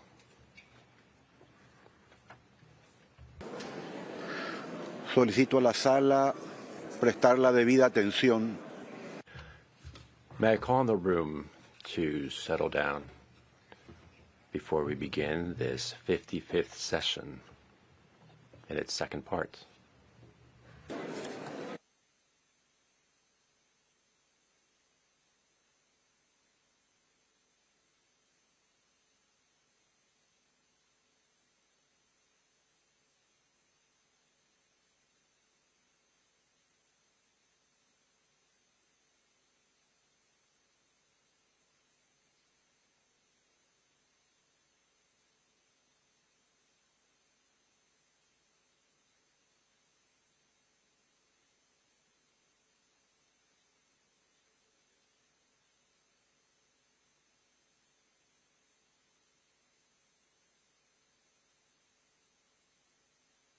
Fine, just start.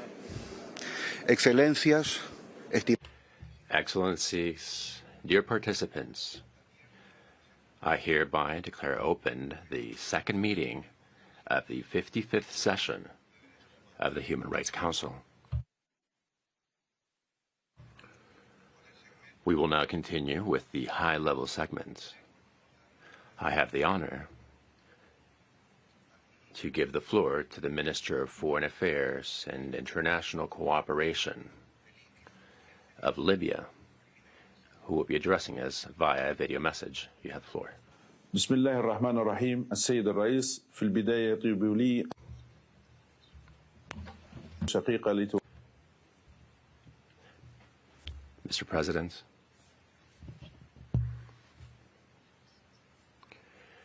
it is my honor to congratulate the Kingdom of Morocco for your accession to the Human Rights Council, as well as to the members of the Bureau. I would like to wish everyone a meeting full of success. This session is taking place at a time where the suffering of our brothers and sisters in Palestine, and namely in Gaza, goes from bad to worse, and Israeli aggression is entering its 6th month, whereas the occupying powers continue to perpetrate the most heinous crimes against civilians. Now the toll reaches 30,000 deaths and 60,000 wounded, men and women and children among them, and the International Court of Justice, through the ordinance in June, has to take all necessary measures to spare civilians and provide humanitarian aid channeled towards the Gaza Strip. The occupying power pays no heed to the decisions of the international community and continues to act above the law. Though tragic events in Gaza should compel us all to promote and protect human rights within this council, to ensure that responsibilities will be shouldered to call for a ceasefire and to channel humanitarian aid towards Gaza, we should as well revitalize the accountability mechanisms for crimes of genocide and other violations of human rights and international humanitarian law in Palestinian territory. The heads of the Council take deterrent measures in unprecedented circumstances, which will, without a doubt, have an aftermath and the work of the international human rights architecture. Sir, my country reiterates its commitment to human rights and to the protection of the fundamental freedoms. In spite of the challenges imposed by a transition period and the current political situation, will result to meet the needs of the Libyan people and to allow them to elect their legislative and executive leaders through presidential and parliamentary elections, to put an end to a transition phase that has lasted far too long. Against this backdrop, we have provided a positive continuation to the initiatives of the representative of the United Nations for Libya, Mr. Batili. On economic, social, and rights, the National Unity Government works to improve the economic setting and to step up the pace of developing by launching projects that had been in an impasse for over a decade. The government has increased the wages of civil servants in the public sector by adopting a unified standard of wages, as well as improving health service provision, Social Security, and health care. Sir, my country reiterates its support to the activities of the Council and to its mechanisms as regards the measures to set up institutions, that is the institution building package. And we call on the Council to distance itself from political strong-arms so as to remain a cooperation and participation-based platform while respecting the specificities of states' national legislations. And we support the Council and its efforts in providing technical assistance and building states' capacities in the area of human rights. In this context, we cooperate with the Office of the High Commissioner under Resolution 52/41 of the Council. We are resolved to solidify this type of cooperation, which has given rise to the organization of platforms and informational sessions to authorities, civil servants at the national level. We are going to set up a national integrated human rights plan at the national level, and we're making efforts to build on the skills of those entrusted with enforcing the law so as to bring an end to human rights violations and to combat impunity. Sir, Libya supports the work of the Council to address the aftermath of conflicts of climate change and pandemics and its effect on human rights. This is a moral and legal responsibility on all of us. Thank you. Muchas gracias. Tiene ahora la palabra Su Excelencia. Thank you. His Excellency Eduardo Enrique Reynés, Minister of Foreign Affairs and International Cooperation of Honduras, has the floor through a video message. You have the floor. Mr. President, High Commissioner for Human Rights, heads of state and government, representatives, dear delegates, on behalf of the President, Xiomara Castro, I welcome this intergovernmental forum with high expectations for development of the 55th session of the Human Rights Council. In light of the daunting challenges that the world is currently facing in the area of human rights, Honduras, much like many countries, continues to face a whole array of structural challenges that find their origin in a model that actually promotes their development. On the other hand, the effort of our government lies in placing the individual and their human rights at the very core of our National Refoundation project. Corruption and impunity, which have prevailed for 12 years of narco-dictatorship in Honduras, have created citizen mistrust in institutions and has had a deep negative effect in the development of the country, which has seen an economic lag and significant social issues. From the government of President Xiomara Castro, we continue to reiterate loudly through specific actions and showing our commitment to human rights as a universal and fundamental principle of a state with the rule of law. In 2023, during the first year of the administration, Honduras promoted and accepted the visit of the Special Rapporteur on extrajudicial execution, arbitrary or summary executions, the Special Rapporteurship on freedom of opinion and expression, the Working Group on Enforced and Voluntary Disappearances, and the Rapporteurship on Climate Change and Human Rights.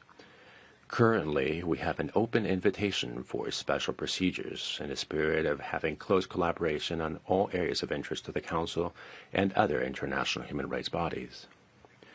Furthermore, we have promoted, with the support of the United Nations Secretariat, a strong policy to combat corruption in order to set up an autonomous, independent, and impartial mechanism that would meet the needs of the CICIM, the Committee Against Corruption in Honduras. This has been supported by a mandate of the General Assembly of the United Nations at its 78th session. In this regard, I would like to take this opportunity to appeal to the international community, asking to support Honduras' efforts in the area of investigation, combating, and trying corruption in public and private networks which have led to serious harm in Honduras. Likewise, last year, our government took the initiative of presenting before this Council a resolution entitled Penitentiary System, Security and Justice, Strengthening Technical Cooperation and Capacity Building to Protect Human Rights in Honduras. Fully aware of the need to strengthen joint work with the Office of the High Commissioner and with the view to protect the most vulnerable among us, including women and children, indigenous peoples and people of African descent, the LGBTI community, as well as human rights defenders, environmental defenders, and land right defenders, and above all, to face the penitentiary system, but to do so with a human rights perspective. All the while, we have significantly improved the institutional response to mixed migration flows. Honduras is a country of origin and transit. We have implemented national measures, and we have regional cooperation in order to promote regional migration through temporary working visas, so as to grant migration amnesty at the behest of President Xiomara Castro, which will be used for over 600,000 migrants that went through national territory. Likewise, we approved the prevention, care, and protection of internally displaced persons. All of the aforementioned matches a comprehensive view of migration as a human right, providing respect and dignity to migrants. Additionally, we have adopted effective measures to fulfill international obligations that Honduras has as regards meeting the rulings of the Inter-American Human Rights Courts in cases with Garifuna people and the crimes that took place during the 2009 coup d'etat, among others. Our government is pushing for the most innovative and bold structural reforms with the promise of following the guidelines established by the Sustainable Development Goals, which are shown in the 2030 Agenda. We express our concern over the difficult situation that we are experiencing through the conflict in the Gaza Strip. We reiterate our call for an immediate ceasefire, the respect of international law, including international humanitarian law, including free and expedited access of populations, particularly Palestinians, the peaceful coexistence of Palestinian and Israeli people, and the two-state solution given the humanitarian crisis which is unprecedented in the Gaza Strip. We reiterate the importance of strictly abiding by the provisional measures handed down recently by the International Court of Justice, with the goal of preventing a genocide. These are challenging times for multilateralism and for humankind. This is a time to strengthen dialogue and to use it as the most effective tool to settle differences with a spirit of cooperation and mutual welfare, respecting our differences and our sovereignty. Honduras will continue to be willing to contribute in any and all efforts that strengthen the current governance mechanisms, including the Human Rights Council. Thank you. Muchas gracias. Thank you very much. Now I would like to give the floor to His Excellency Luigino Piloto, Vice Minister of Human Rights and Access to Justice of Peru, speaking through a video message. You have the floor, Vice Minister. Mr. President, members of the Human Rights Council, to you I would like to extend a warm welcome as Vice Minister of Human Rights and Access to Justice of the Republic of Peru. It is the highest honor to participate in this high-level segment in order to ratify Peru's strong commitment to the respect and protection of human rights as part of a social and international dialogue. In this regard, the state of Peru is fully cognizant of the challenges that loom in the current international and national context, which is why we believe that the constructive practices with international bodies is a good feedback route that strengthens the protection of human rights. It is for that reason that in January of last year, Peru participated in the UPR, the Universal Periodic Review. We accepted over 90% of the recommendations offered by this distinguished council. Likewise, in March, we participated in the dialogue with human rights committees and on the rights of persons with disabilities. Additionally, we have welcomed visits of the Inter-American Commission of Human Rights, the representative of the High Commissioner for Human Rights of the United Nations, and of the Special Rapporteur on the rights of freedom of peaceful assembly and association, all of which shows Peru's openness to collaboration and receiving feedback from the human rights protection system. We do understand the concerns voiced during the dialogue with the aforementioned mechanisms, which is why we have been working diligently in that regard. We would like to update you on some of the measures that we have taken to ensure the right of peaceful assembly and the right of non-discrimination, with a particular focus on people's deserving particular protection. In the area of social protest, we have strengthened the regulatory framework on the use of force by publishing instruments such as the guidelines to build on the capacities of police personnel and the use of force, with the view of constant ongoing improvement with a human rights approach, as well as the directive for the proper use of non-lethal or less lethal police means in police operations to control and restore public order. Also, we highlight the participation of the special prosecutors' teams for cases with victims during social protests, and a multi-sectoral commission to follow up on all activities aimed at addressing the needs of people that have been affected in social protests. In order to combat racial discrimination and to protect indigenous peoples, we drafted the Peru Without Racism strategy, and from the executive we presented a draft bill entitled The Promotion of Cultural Diversity for the Prevention, Eradication, and Punishment of Discrimination, ethnic and racial discrimination. Currently, we're also drafting a national policy of indigenous or native peoples. Also, in order to extend our efforts to combat violence against women, in 2023 we approved a rural multi-sectoral strategy and a rural healthcare center. With them, we try to address cases of violence against women through various movable platforms and through set centers. We want to highlight Peru's strong cooperation and willingness to engage in dialogue as a mechanism for social peace, which is why we have been implementing a strategy called Together for Peace and Governance. We have been coordinating the creation of a national prevention and social conflict management policy, as well as the national multi-sectoral decentralization policy. These instruments will strengthen the relationship of the Peruvian states with its citizens. Distinguished members, we understand that we still do have pending challenges, and yet everything that I have outlined thus far allows us to state clearly that among Peru's priorities, we find fulfilling its international obligations in the area of human rights. In order to build a society in which the entire population has access to the very same opportunities without discrimination. Thank you very much for your attention. Thank you. Now I would like to give the floor to Mr. Akim Steiner, Administrator of the United Nations Program of the United Nations Development Program. Video message. Distinguished President of the UN Human Rights Council, Mr. High Commissioner, dear Volker, Excellencies, ladies and gentlemen.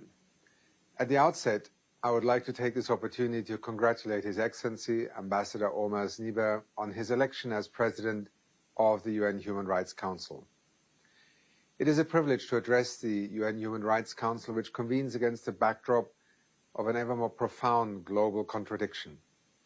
Many parts of the world have made major strides forward in human development in recent decades, including hundreds of millions of people escaping poverty. Even as humanity has achieved so much, human rights have been very frequently backsliding globally, and our world faces its highest levels of violent conflicts in nearly 80 years. Indeed, many of those conflicts and crises are the product of a deficit in human rights and a chronic underinvestment in development. The evidence demonstrates that rights and development are interdependent and reinforcing. We cannot really make progress on the Sustainable Development Goals without respect for and investment in human rights, and vice versa. In this regard, I would like to outline 3 vectors of change. First, we must strengthen the link between human rights policy and implementation on the ground. At UNDP, we work alongside governments to translate human rights recommendations provided through the Universal Periodic Review and treaty body mechanisms into concrete strategies and policies. For example, consider Uruguay, which UNDP supported to advance UPR recommendations on developing alternative measurements to imprisonment while fostering South-South cooperation to improve conditions in prisons.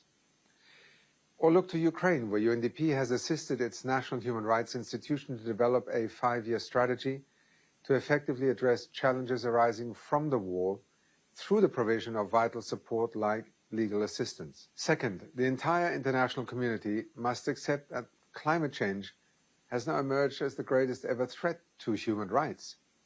That involves embracing the concept of foresight and taking decisive early action if we are to secure the rights of future generations. This is reflected in UNDP's new Human Rights Pledge. It encompasses efforts to support 100 countries to put the newly recognized right to a clean, healthy and sustainable environment into practice across the globe by 2030. UNDP is also working alongside businesses to guide them in conducting due diligence to better protect the right to a healthy environment throughout their global value chains, and with judges and prosecutors and lawyers. In this vital field, UNDP is partnering with governments and companies in 38 countries at the moment to support the implementation of the UN Guiding Principles on Business and Human Rights. Finally, as the world works towards the Summit of the Future this year, we must ask, how do we foster a system that better values the rights of both people and planet? As part of this process, UNDP is advancing the thinking on going beyond GDP. This involves defining what matters to people, including their human rights, well-being, and agency, and combining it with a forward-looking lens that considers planetary pressures. This process will also consider how the normative framework of international human rights principles and standards can become a constituent part of the new metrics of progress. Distinguished President of the Human Rights Council, Excellencies, ladies and gentlemen, alongside key partners like the UN Human Rights Office, UNDP is helping to ensure that human rights remain the guiding principle through which we are able to advance sustainable development globally. This is inextricably linked with upholding the rule of law. Together, this is the critical foundation for more political stability and, yes, democratic governance. A breakdown of these principles puts people and planet in jeopardy. Indeed, development powered by human rights remains perhaps the most compelling exit strategy from conflict, crisis, and uncertainty across the world. Thank you for this opportunity to address you today. Muchas gracias. Thank you very much. I now give the floor to Mr. Wang Yi, member of the Political Bureau of the CPC Central Committee, Director of the Office of the Central Commission for Foreign Affairs and Minister for Foreign Affairs of China, by video. Mr. President, dear colleagues, protecting and promoting human rights is a common cause for all humanity. At the moment, the world is becoming more turbulent. Crises and conflicts keep flaring up, and deficit in global human rights governance is widening. The ongoing Palestinian-Israeli conflict has cost the lives of nearly 30,000 civilians.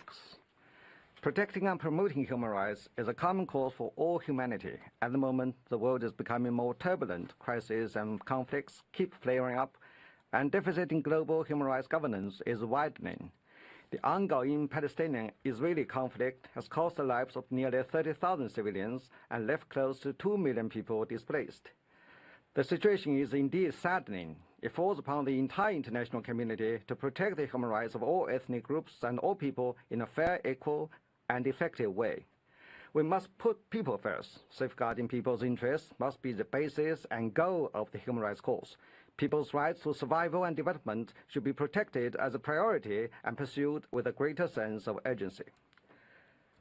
We must uphold fairness and justice, stand against the attempts to use human rights as a pretext to interfere with other countries' internal affairs or to curb others' development. We should oppose acts of hegemonism and power politics and reject the practice of double standards. We must stay open and inclusive, respect the diversity of the world's civilizations, and respect all countries' right to independently choose their path to human rights development. Countries should not impose their own values or development models on others, still less creating small blocs and aligning against those with different views. We must pursue cooperation that benefits all. Consensus must be built through dialogue and mutual learning, enhanced through exchanges. Human rights must be protected and promoted by ensuring security, advancing development, and enhancing cooperation. Emerging issues such as the relationship between artificial intelligence and human rights must be properly handled. I'd like to stress here that human rights bodies in the United Nations should carry out their work in a fair and objective manner, follow a non-selective and non-politicized approach, and place equal emphasis on all types of human rights, including economic, social, and cultural rights, and civil and political rights. Multilateral human rights bodies should serve as platforms for constructive engagement and cooperation for all sides, rather than a battleground for group politics or bloc confrontation. Mr. President, the Communist Party of China and the Chinese government have all along endeavored to deliver a better life for the Chinese people and advance the rejuvenation of the Chinese nation. We have made substantive progress in advancing China's human rights cause and have found a path to human rights development that is in line with the trend of the times and consistent with our national conditions.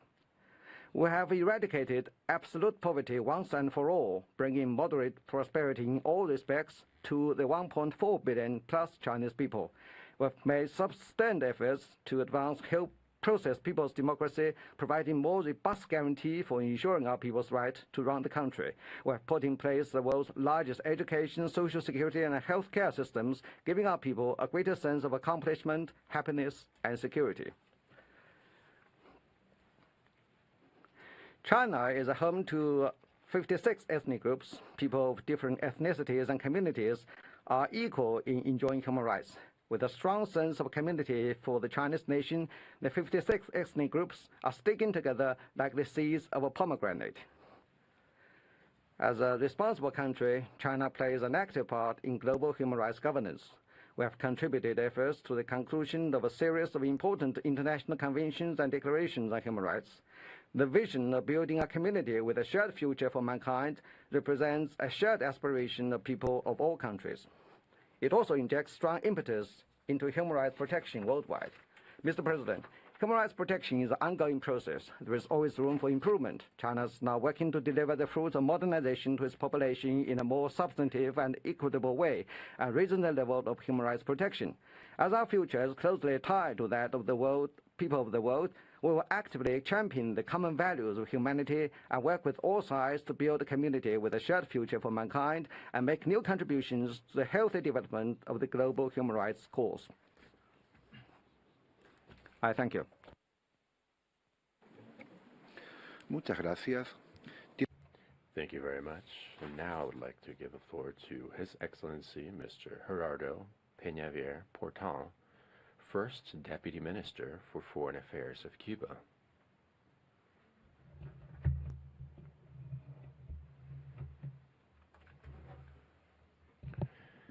Mr. President, while inequalities and the gap between a minority of developed nations and a majority of developing nations is strengthened, we see increasingly that there is a need for a fair, democratic, and equitable international order. The promotion and protection of human rights is a common ideal, one that we will only be able to attain through a true spirit of constructive dialogue and respect.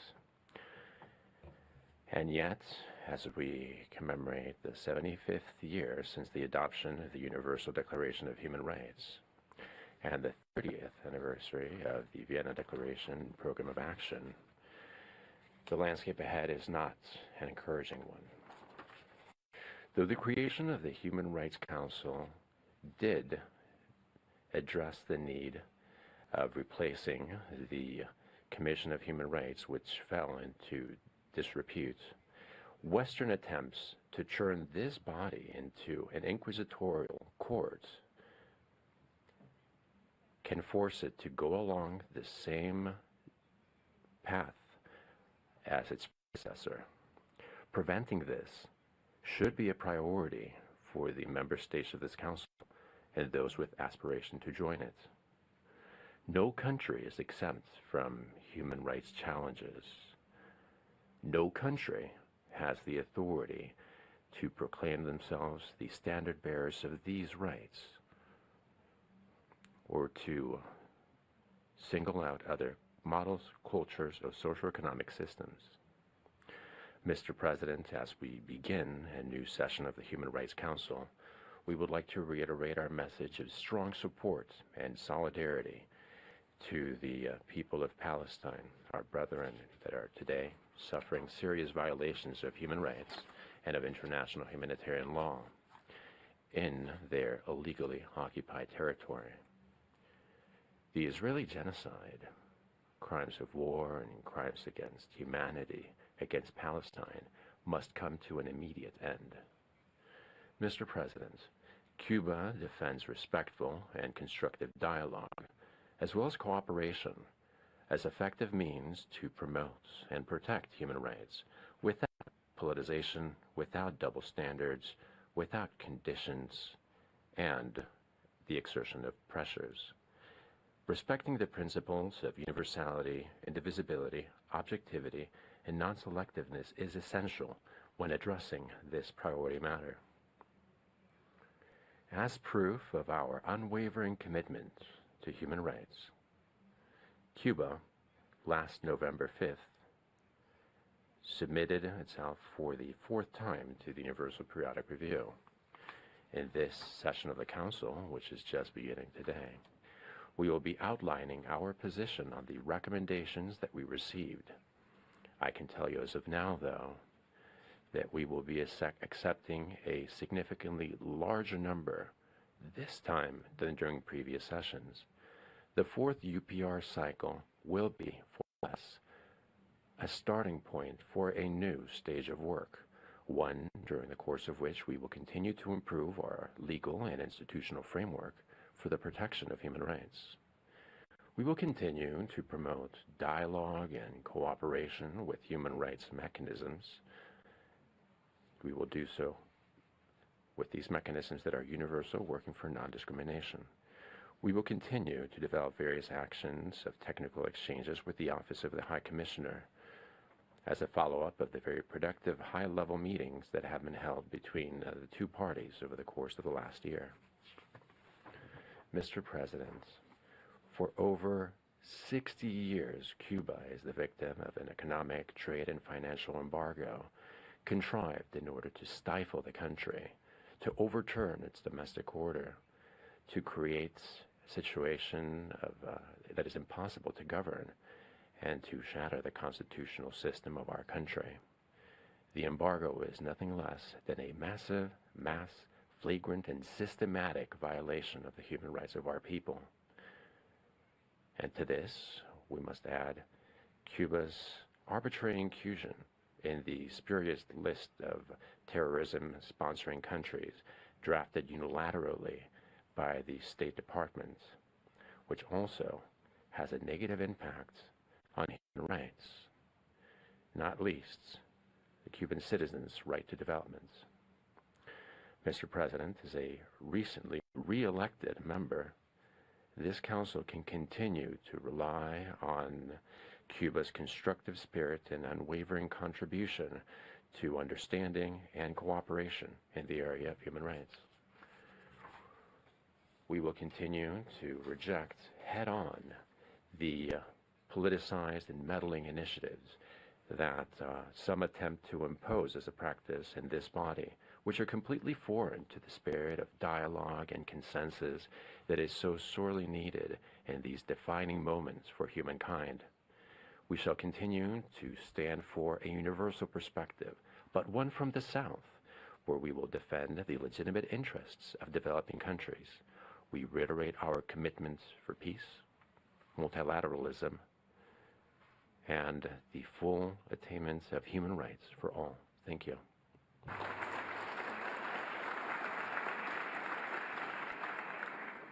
Muchas gracias. Thank you. And now I would like to give the floor to His Excellency Silvio Luis de Almeida, Minister of Human Rights and Citizenship of Brazil.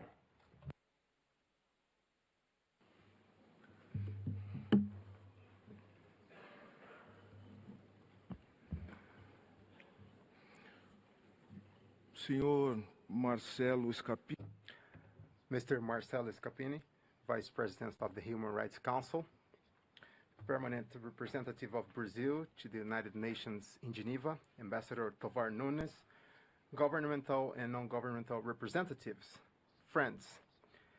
It is with great honor and with a sense of responsibility that I'm back here with the mission of inaugurating another mandate for Brazil on the Human Rights Council.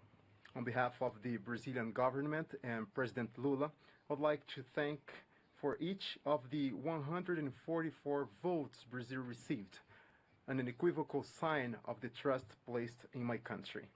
A year ago, at the beginning of my term as a Minister of Human Rights and Citizenship, I announced that Brazil was back in a new way and for a new time. The past year has challenged us daily to review the public policies and think of new approaches to respond to the needs of Brazil that we find more unequal and more divided.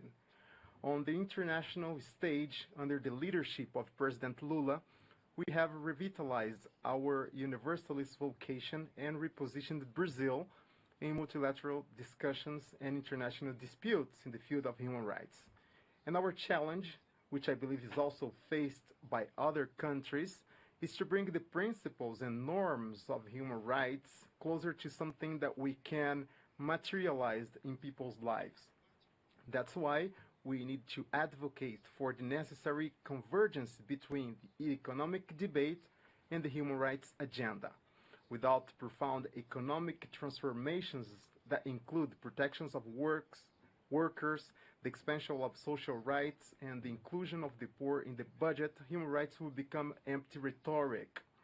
On December 1st, 2023, Brazil took over the G20 presidency under the motto, Building a Just World and a Sustainable Planet.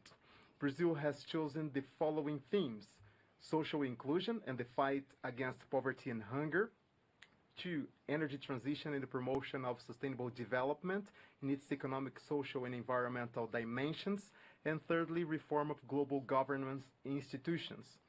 And on this last point, I invite everyone to reflect together on the role played by this council.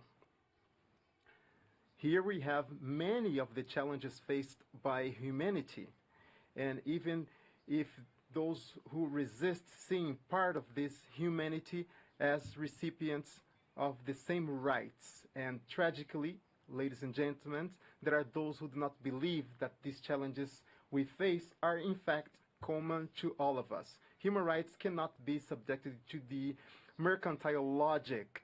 We needed to reinvent the possibilities for cooperation, and that's the role of the main human rights body within the UN, using the Council as a moral subterfuge so that the richest countries can impose their military and economic power, will only deepen the crisis of multilateralism. And what I consider most worrying, will result in the discrediting of international institutions. Internally, we have reinforced the importance of social participation in the constructions of human rights policies. For example, persons with disabilities and their families encounter countless barriers to enjoy full citizenship. That's why we launched the new National Plan for the Rights of Persons with Disabilities, which we call New Living Without Limits. We have also launched a plan who was visible streets to give visibility to the homeless. And we are also working on the construction of a new national plan for the elderly, which caters for this group in its all diversity and will support the drafting of an international convention on the subject. A new national policy on the rights of the child and adolescents, which will guide government's initiatives for the next 10 years. And in April, we will hold the 12th National Conference on the Rights of the Child and Adolescents. At the end of last year, we delivered to the Brazilian society the national strategy to fight violence against LGBTQI+ people, which is a package of actions aimed at preventing violence and protecting this population. Also, we joined the Equal Rights Coalition, which reinforces our commitment to building a world free of violence and discrimination based on sexual orientation and gender identity. We are also committed to improving our protection policies for human rights defenders, communicators, and environmentalists, which is the subject of the recently established technical working group with a broad participation from the civil society. We also received the visit from the Special Rapporteur on the situation of human rights defender, and we have been working towards the ratification of the Escazú Agreement, which will strengthen the protection regime for environmentalists. I reiterate Brazil's commitment to the issue of the environment and climate change, as well as its relationship with the human rights agenda. As host of the 30th Conference of the Parties on the UNCCC in 2025, we will have the opportunity to underline the interrelationship between the promotion of sustainable development and the realization of human rights present in the 2030 Agenda, and to recall the obligation of developed countries to cooperate with the Global South for the implementation of sustainable policies as provided for in the SDGs 17 and other instruments. The discussion on the right to a clean and healthy environment is also related to the issue of businesses and human rights. Brazil supports the discussions of legally binding instruments which guarantees respect for human rights throughout the global chain of productions of goods and services. For this reason, we have applied to host the next regional forum on human rights and businesses, bringing together countries from Latin America and the Caribbean. Domestically, we are also drafting a national policy on the human rights and businesses, aligned with the Sustainable Development Goals. In the field of memory, truth, and justice, 2024 will mark the 60th anniversary of the military coup that inaugurated 21 years of repressive and violent dictatorial regime in Brazil. Various events promoted by governments and non-governmental entities will seek to emphasize the importance of the defense of democracy. In this context, we encourage the Council to find hate speech and disinformation, which has consistently undermined not only our democracies but also peaceful coexistence within our societies and between our peoples. For this reason, Brazil believes it's its duty, but also that of this Council, to firmly oppose any form of racism, sexism, anti-Semitism, or Islamophobia. Ladies and gentlemen, I cannot fail to register our deep indignation at what's happening in Gaza at the moment. On more than one occasion, we have condemned the attacks perpetrated by Hamas against Israeli citizens and demanded the immediate and unconditional release of all the hostages. But we also reiterate our rejection of the flagrant disproportionality of the Israel government use of force, which has claimed already the lives of almost 30,000 Palestinians, most of them women and children, forcibly displaced more than 80% of Gaza's population, and left thousands of civilians without access to electricity, drinking water, food, and basic humanitarian assistance. The creation of a free and sovereign Palestinian state that coexists with the State of Israel is an essential condition for peace. We consider it to be the duty of this Council to honor the self-determination of peoples and to search for a peaceful solution to conflicts and to oppose all forms of neo-colonialism and apartheid. As we celebrate South Africa's initiative to file a lawsuit before the International Court of Justice to protect the Palestinian population under the Convention of the Suppression and Punishment of the Crime of Genocide, we call on the State of Israel to fully comply with the emergency measures ordered by the court to stop the serious violation of humanitarian rights and to prevent the Commission of the conduct typified in Article 2 of the Convention, which includes intentionally killing or subjecting a group to conditions of existence likely to bring about its total or partial physical destruction. That's to say, genocide. Brazil, in accordance with our official statement in relation to the advisory opinion requested by the General Assembly to the Court, also hopes that the Court will affirm that the Israeli occupation of the Palestinian territory is illegal and violates international standards. Ladies and gentlemen, as we again occupy a seat on this Council, we renew our commitment to building a world in which all people have the opportunity to know and learn from the past and the possibility of designing a fairer and more supportive future for themselves and their communities. May human rights be synonyms of future transformation and hope. Thank you very much.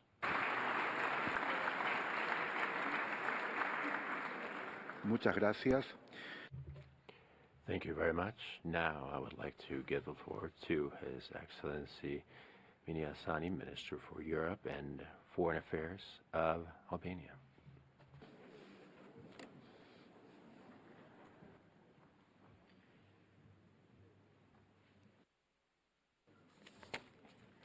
Mr. Chair, Excellencies, dear colleagues, 75 years after the Universal Declaration of Human Rights was adopted, human rights and the rules-based order are under immense pressure. Conflict, inequality, climate change, the pandemic, they have all played their part in exerting growing pressure on human rights and the rules-based order. But the greatest challenge has been by design, through a concerted, well-orchestrated effort to undermine human rights and the rules-based order for geopolitical gain. Just a couple of days ago, the world marked the somber anniversary of the initiation of such an attack. On February 24, 2022, Russia launched its unprovoked, unjustified, and illegal war of aggression against Ukraine. Over the past 2 years, Russian troops have engaged in a horrendous panoply of war crimes and crimes against humanity: torture, deportation of children, conflict-related sexual violence, scorched earth attacks on civilians, forced movements or relocations of them, mistreatment and executions of prisoners of war, arbitrary detention and killings are very few of what is happening.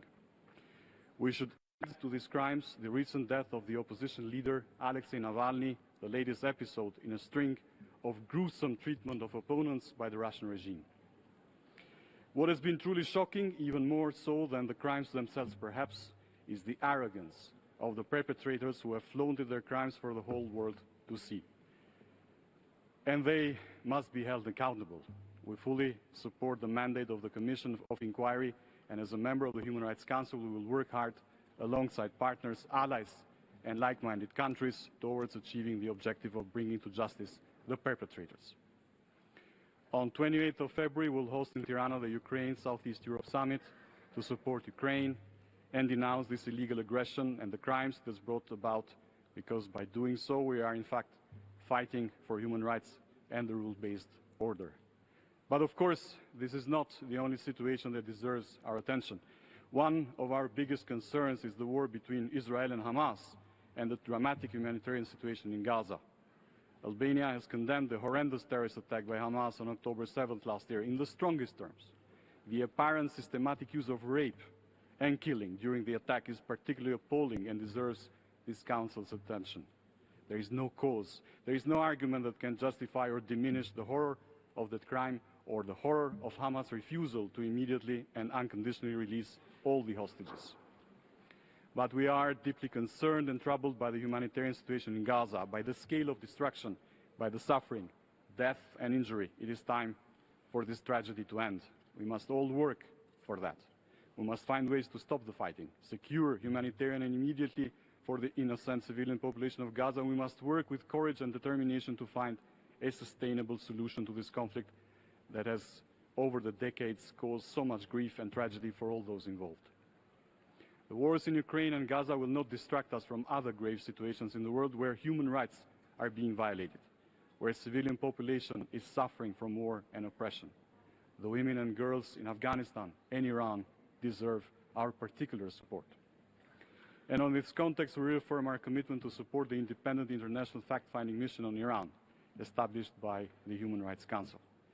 Just as importantly, we will work to support the participation of civil society actors and human rights defenders, especially women, in the work of the Human Rights Council and on the ground. And this is a very important priority for my country, Albania. We're also preparing for the fourth cycle of the Universal Periodic Review at the end of this year. This will be an opportunity to present the actions we have taken to improve the human rights situation in our country and to share the best practices. The implementation of the recommendations has only strengthened our commitment and our conviction to continue the promotion and the protection of human rights. As a member of this Council, Albania vows to do everything in its power to promote and honor the UPR mechanism. Allow me to also emphasize that we attach great importance to the independence of the Office of the High Commissioner for Human Rights and fully support its role in protecting human rights worldwide. Let us recommit ourselves to the timeless principles of human rights and dignity. Let us stand in solidarity with those who are fighting for freedom and justice, and let us work together to build a world where every person can realize their full potential and live with dignity and respect. And I thank you. Thank you. Chair. Muchas gracias. Thank you very much.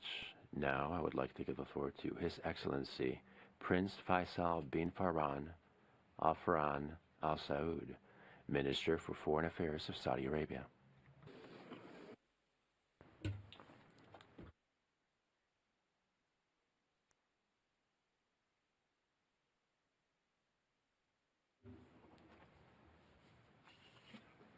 In the name of Allah, most gracious, most merciful, Your Excellencies, ladies and gentlemen, peace of Allah be upon you. Kingdom of Saudi Arabia attaches great importance to its cooperation with UN special procedures on human rights. In that regard, we deal with human rights on the basis of a comprehensive approach that centers on society and the individual, as well as improving social standards and enabling comprehensive development. In this light, we stress on the importance of protecting various values and refrain from imposing certain values on all, in order to ensure respect of differences between states and societies, though we believe in common universal values. However, this does not cancel the rights of states and societies to follow the values which are commensurate with their social and cultural diversities. Excellencies, we stress on reinforcing our comprehensive conception of human rights in line with our 2030 vision. This reflects the development of our institutional and legal arsenal with regards to human rights inside the country. We have developed also legislations on the whole, and also regulations on women, their empowerment, and other fields which impact the daily life of citizens and expats. We cooperate also with the Council and its mechanisms, and in this light we reiterate our thanks to those which provided recommendations through the various rounds of our UPR. We attach great importance to the UPR because it is an important tool at the hand of the Council in order to carry out its mandate in the field of reinforcing cooperation in order to achieve reinforcements of human rights globally. The number of the implementation of our recommendations in the three last rounds, 85% out of 450 recommendations. Excellencies, every institutional dialogue will be taken into account unless we take into account the situation in Gaza. How can we talk about this while Gaza is under ashes? How can we turn a blind while the people of Gaza are displaced, subjected to the worst violations of human rights? We have called repeatedly the international community to bear its responsibility to put an end to escalation and war, to protect civilians, in order to pave the way for a clear-cut, legitimate peace process which includes all parties. In this light, we warn against the disastrous repercussions on threats to attack Rafah as the last refuge for civilians who are there due to the displacement by Israeli army. In spite of 30,000 dead and starvation of millions and lack of security and lack of basic needs, i.e. medicine, water and energy, we see that the Security Council achieves no results in this regard. We reject double standards in this context as well as selections. We call for the implementation of Security Council Resolution 27/2020 and lift restrictions on the delivery and entry of human aid in order to alleviate the unjustified human suffering. We call for a immediate ceasefire that pave the way for a just, comprehensive peace process. Excellencies, we should dissipate doubts about the right of Palestinians to live in security and their rights of determination through a legitimate process that is irreversible for them to have their independent state on the 1967 border with Eastern Jerusalem as its capital on the basis of the Arab Initiative and the relevant UN resolutions. We call upon all countries to adhere to the principles of peace and justice and to work together in order to end what we can call collective punishment and its serious ramifications. And thank you, Mr. President. Muchas gracias. Thank you very much. And now I would like to give the floor to Her Excellency Annalena Baerbock, Minister for Foreign Affairs of Germany.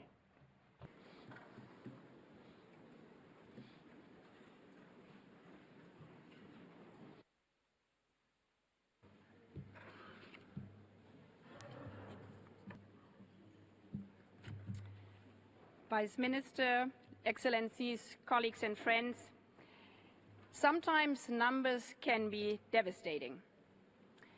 Every 4 minutes, a woman in Germany is assaulted by her husband or partner or ex-partner.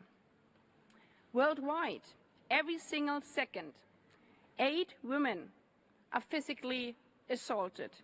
That's now and now and now. But we are not talking about numbers. We are talking about human beings. 8 in a second. That's no number. That's always a mother, a daughter, a sister. It could be anyone. It could be you. It could be me. In this council, we hail from all regions of the world. But none of us, no country on the planet, has managed to completely eradicate gender-based violence. If we want to change that, each of us needs to start at home. As also my Brazilian colleague has put so precisely on other human rights. Germany, my country, therefore has just presented its human rights record to all of you in the Universal Periodic Review. The 346 recommendations we have received from you address key issues, such as the proportion of women in our labor market, the significant gender pay gap in Germany, and the number of women's shelters in my country. And we take these recommendations very seriously. Frankly speaking, I'm thankful, I'm grateful for them, because they help us to improve our own human rights situation. And sometimes it's helpful to have a view from outside, to learn from one another. So we take those recommendations on board because we know human rights aren't something we can pick and choose. Human rights are neither something Western or Eastern, Southern or Northern. Human rights are indivisible. Human rights are universal.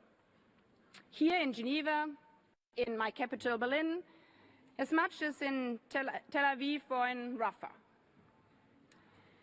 In its ruthless attack on Israel on October 7th, Hamas maimed and killed Israeli men, women, children, babies.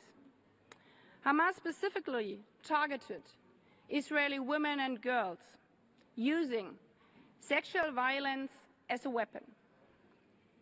Like any other country in the world, Israel has the right to defend itself. Like any other country in the world, it must do so within the framework of international humanitarian law and human rights law. The Israeli government must abide by the ICJ's order of 26 January. The same order calls on the Hamas terrorists to finally release all the hostages, to not misuse civilian Palestinian people as a human protection shield. The humanitarian situation in Gaza is simply catastrophic. Mothers like us, like me, running from the fighting, dragging their crying kids behind them, in panic, in despair. Often children wandering the ruins of their homes, barefoot, hungry, alone. I sometimes imagine these were my daughters. We are therefore working with many friends non-stop for a humanitarian pause leading to a humanitarian ceasefire. Civilians must be protected. More aid must get through to the people of Gaza. That's also what I have told our Israeli partners in my 5 trips to the region since October. I did so again only a few days ago. Because human rights are universal. Because a life is a life. In Tel Aviv, in Rafah, and in a Russian penal colony known as Polar Wolf. That's where Alexei Navalny died a few days ago, at the hands of the Russian regime before the eyes of the world. But no one can deny a people their rights forever. Not in the Russian far north and not in Tehran. And I want to be crystal clear to those who claim that calling out violations is an interference in internal affairs. Human rights aren't something Western, Northern, Eastern, or Southern. They are universal. They aren't confined to compass points. They are indivisible. Because, as Margot Friedländer, a 102-year-old Holocaust survivor, recently said, I quote, "There's no Christian blood, no Jewish blood, no Muslim blood. There's only human blood. Human blood of beings, of human beings, not numbers. 8 women in a second. That's always a mother, a sister, a daughter. That's always us. None of us wants to be tortured. None of us wants to be raped. None of us wants to be arrested for showing our hair in public. No woman, and I would guess no men. Yet, in September of last year in Iran, they went after Amita, a young woman who was brutalized for not wearing her hijab on the metro. She died after weeks in a coma. Yet, they went after Zainab, a schoolgirl, who was arrested at a protest with her friends and raped by a guard. A schoolgirl, like my own daughter, like your daughter.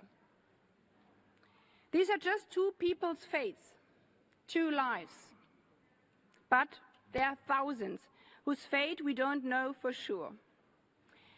In the autumn of 2022, brave Iranian women and men started the Women, Life and Freedom protests. Thousands took to the streets, thousands were arrested. The fact-finding mission established by this council. A missão estabelecida por esse conselho tem investigado a repressão, a violência e os crimes cometidos no Irã desde o início desses protestos. Tem coletado e preservado evidências. E isso dá às vítimas, mulheres, meninas, como nós, uma voz. E é por isso que conclamamos pelo apoio de todos aqui para estender o mandato da missão, para que ele possa concluir o seu trabalho. Porque, francamente, eu acredito que esse é o propósito de estarmos aqui hoje, o propósito desse Conselho de Direitos Humanos. International community. Para a comunidade internacional, para que possamos... An Iranian woman's life is alive. A Russian woman's life is alive. A Palestinian woman's life is alive. An Israeli woman's life is alive. A Chinese woman's life is alive. A South Sudanese woman's life is alive. A German woman's life is alive. Human rights are universal, everywhere. Thank you.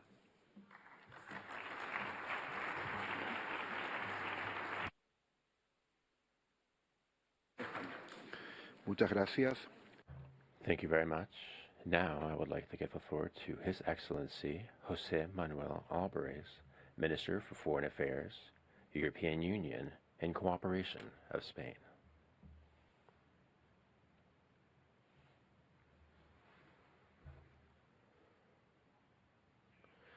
Thank you very much, Mr. President, High Commissioner. Human rights are a goal of the United Nations and the #1 priority of all free countries. They are actually the very heart, the beating pulse of any international peace, cooperation, and international security international system. I am aware that I am addressing this room at a time where the defense of human rights, peace, and human dignity must be challenged, championed. We live at a complicated time with many entrenched conflicts and crises. But it is difficult is an excuse that history never accepts. And this council was born out of humankind's most difficult moments. It arose with the conviction that it is possible to find common solutions to common problems. And it is with that conviction that today we come together to face humanitarian, security, climate, economic, technological challenges that we all face. And this is a path that we should only walk down together, because when we have problems that cross ideological, political, and physical borders, the only efficient response is one that also crosses borders, which is why the respect of the human rights, the Universal Declaration of Human Rights, is not only our obligation or best tool, it is also our roadmap, our compass. Universal values are not really words engraved in stone, nor are they simply words on a text. They are a conviction, a commitment that all of us remind ourselves every day. The certainty that, over and above all differences, we all share being humans, that every human has the same dignity, the same rights, and we have the commitment to protect, to preserve these rights for all. Spain reiterates this conviction, including the indivisibility of all human rights, by strongly rejecting false dichotomies between civil and political rights on the one hand and economical, social, and cultural rights on the other. We are convinced that multilateralism is the path to peaceful coexistence, building trusts and bridges. And it is with that mindset that we have presented Spain's candidacy as a member of the Human Rights Council for 2025 to 2027. Our candidacy is based on some national achievements and commitments, among them the development of the second National Human Rights Plan, the commitment set through the new cooperation law of attaining 0.7 of the gross national income as official development aid, as well as our feminist foreign policy. We're also taking steps to approve a law for the protection of human rights, sustainability, and due diligence in business activities, and to promote human rights in the digital space in order to develop an ethical and humanist artificial intelligence. We made these commitments public at the high-level event commemorating the 75th anniversary of the United Nations Declaration of Human Rights, and they are consistent with Spain's role in the international stage. They are also in line with the work of the Ministry of Foreign Affairs, which strives for global peace and stability. At the European and multilateral level, we have presented specific proposals to make headway in the two large crises that we are experiencing, ones in which we see unacceptable violations of human rights, in both of them, in Ukraine and in Gaza. Last Friday, I was speaking before the United Nations General Assembly because 2 years since, we saw Russia's aggression of Ukraine in flagrant violation of the United Nations Charter.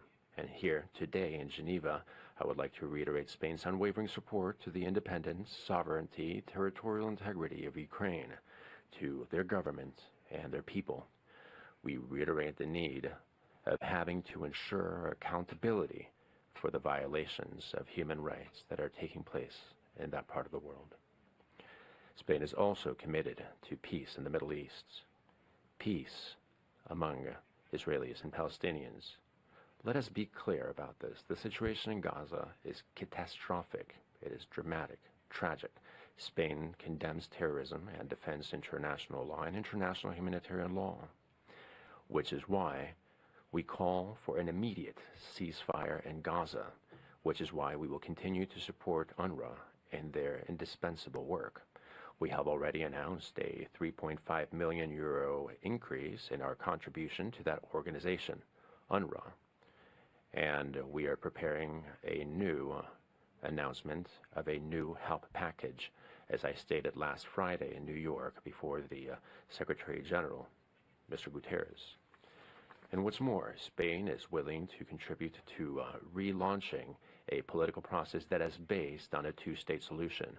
And we hope the necessary preconditions are met to hold an international peace conference in short order, something that we have defended from the very first day, and which has already garnered the support of over 80 countries.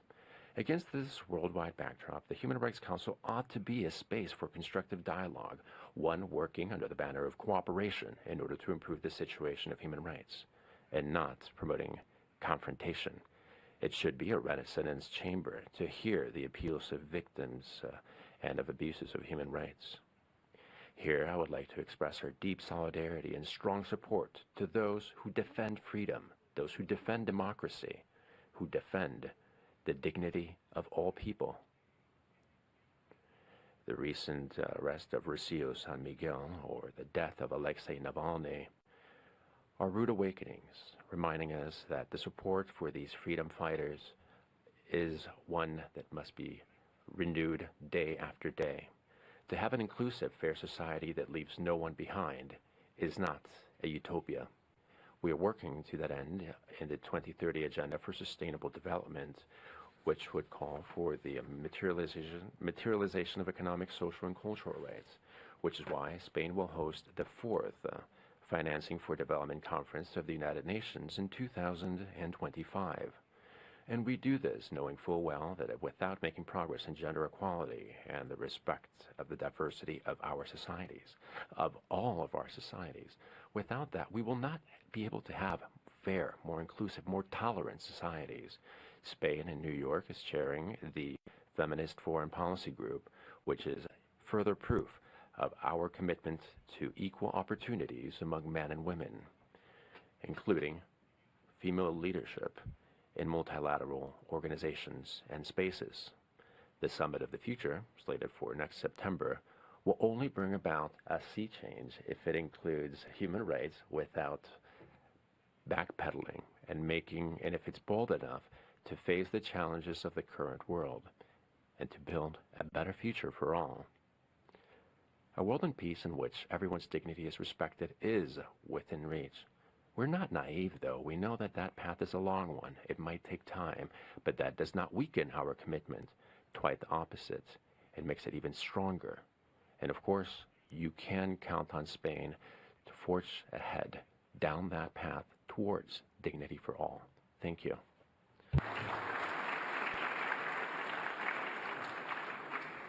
Muchas gracias. Thank you very much. Now I would like to give the floor to His Excellency Mr. Abdulatif bint Rashim Al Sayani, Minister of Foreign Affairs of the Kingdom of Bahrain.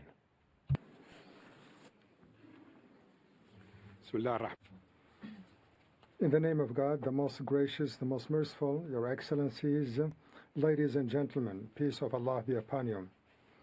The Kingdom of Bahrain welcomes the regular meetings of the Human Rights Council as a valuable opportunity to highlight the progress and achievements made in supporting human rights and fundamental freedoms.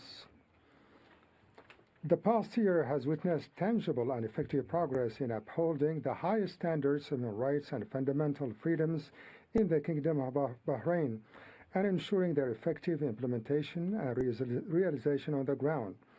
We are proud that these principles and values which the Kingdom adheres to represent an essential part of the reform approach of His Majesty King Hamad bin Isa Al Khalifa and the direction of the government headed by His Royal Highness Prince Salman bin Hamad Al Khalifa, Crown Prince and Prime Minister. Bahrain's well-established efforts to promote human rights include pioneering initiatives such as the alternative sentencing and open prison programs that have become a model for the rehabilitation of those convicted of crimes for reintegration into society. The Kingdom's continued Tier 1 ranking in the U.S. State Department's report on combating human trafficking for the 6th consecutive year is a statement to its dedication to the upholding of human rights. Our effective and independent oversight bodies have also continued their human rights work in line with their clear and effective duties and responsibilities and in a spirit of full transparency and openness. The Kingdom of Bahrain's continued implementation of its National Human Rights Plan, which outlines human rights priorities and projects in the Kingdom with clear targets and measurable performance standards, is the cornerstone of our commitment to human rights. The National Plan for Human Rights underlined the importance of solidarity rights, especially the promotion of the values of tolerance and coexistence, which the Kingdom of Bahrain has pioneered by launching many major initiatives to promote a culture of peace, dialogue, coexistence, and understanding between religions, beliefs, countries, and people. Excellencies, distinguished delegates, we must recognize the universal importance of human rights, which transcend the borders and ideologies, because despite the progress made, it is regrettable and painful that these rights are violated every day on an almost unprecedented scale, despite the international laws and conventions obliging states to uphold them. In the Middle East, 4 years, we have witnessed the bitter and painful reality of millions of people being deprived of their basic rights to security, shelter, education, health, food, clean water, and most importantly, the right to life. For over a decade, this tragic situation in contravention of all international laws has continued and has become even more evident due to the horrific scenes in the Gaza Strip due to the devastating war that has continued for over 4 months, underscoring the urgent need for collective action to uphold and protect human rights for all. As we meet here today, we cannot ignore the tragic situation in which the people of Gaza are killed, wounded, orphaned, or displaced, deprived of basic necessities such as food, water, and medicine, their homes, schools, and hospitals have been destroyed, and the population of the Strip, especially the elderly, women and children, suffers unimaginably from the loss of medical care. The looming threat of an offensive on the city of Rafah before the month of Ramadan, where nearly 1.5 million people have sought refuge. This threat increased the need to address this humanitarian crisis, which must be remedied urgently, and the values of restraint, discipline, and tolerance must be upheld. From this standpoint, we reaffirm that the right to peace is fundamental to the protection of all other human rights, especially the right to life. And without peace, we cannot sustain the lives and well-being of vulnerable individuals and communities. Distinguished delegates, the Kingdom of Bahrain is fully convinced that the Human Rights Council has an important and decisive role in upholding the right to peace for all, without exception, especially in the context of the ongoing tragedy in the Middle East and most recently in the Gaza Strip. The recent events in the Gaza Strip have highlighted the urgent need to make a collective and equivocal call on Israel for a ceasefire and to take all necessary measures to protect civilian lives, avoid escalation and end this painful tragedy, calling also on both parties to release hostages and detainees immediately. The Kingdom of Bahrain believes that achieving security and peace in the Middle East is crucial for the benefit of all its people, which can only be achieved through the two-state solution, a secure and stable Israeli state, and a secure, sovereign, and viable Palestinian state capable for development, living in peace for the future and well-being of the two peoples. From this perspective and from this global human rights platform, we call upon the international community to take decisive measures for a political solution leading to the establishment of an independent Palestinian state, in accordance with the resolutions of international legitimacy and the Arab Peace Initiative, and to support the inalienable rights of the Palestinian people, especially the right to self-determination, independence, the right of return, and the right to life. We therefore need an international peace conference, a just and sustainable solution to the Palestinian-Israeli conflict, and the adoption of a clear and detailed mechanism to achieve a comprehensive peace, reinforced by international guarantees and a clear timetable. We also call on the Security Council to support the call for full membership of the State of Palestine in the United Nations, which is a decisive and irreversible step to entrench the two-state solution as the only path towards a sustainable solution to the conflict. Your Excellencies, members of the Human Rights Council, the Council has before it a noble and historic humanitarian test that requires the unification of efforts to guarantee and safeguard the human rights of all people of the Middle East region, and to provide a secure and stable environment in which the State of Palestine, the State of Israel, and the entire region can flourish in security, peace, and prosperity. Thank you.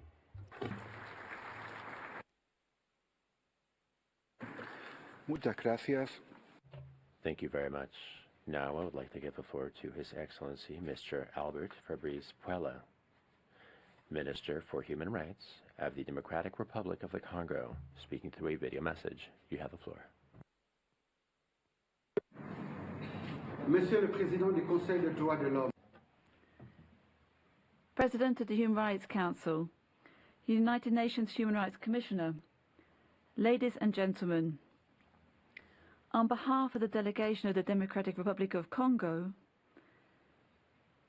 here for this high-level segment of the 55th session of the Human Rights Council.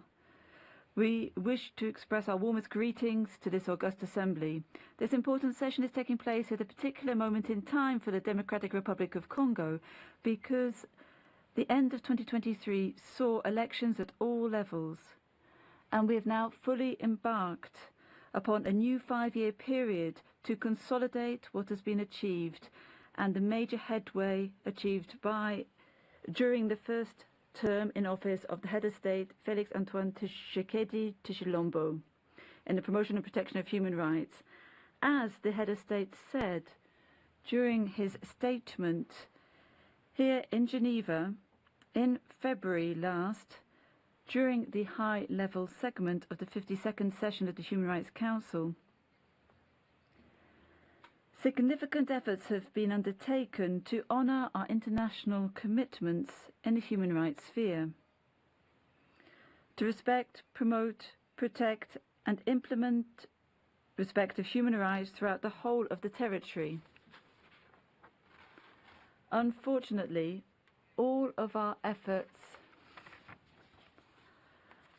have been hampered by the persistent war which has been imposed upon us by the negative forces, unfortunately supported by Rwanda. This reality has been restated during the mini-summit on the security situation in the east of the DRC on the 16th of February. It was demonstrated that Rwanda is involved in maintaining insecurity and pillaging the resources in the eastern part of Congo. And this is met with a deafening silence of the international community, unfortunately. President, Your Excellencies, ladies and gentlemen, despite this situation, the DRC remains firm as to the need to establish mechanisms for transitional justice, to combat impunity, and to promote an environment of peace, social cohesion, and reconciliation. For transitional and reparational justice, major headway has been made recently. For example, the national consultations in 14 out of the 26 provinces.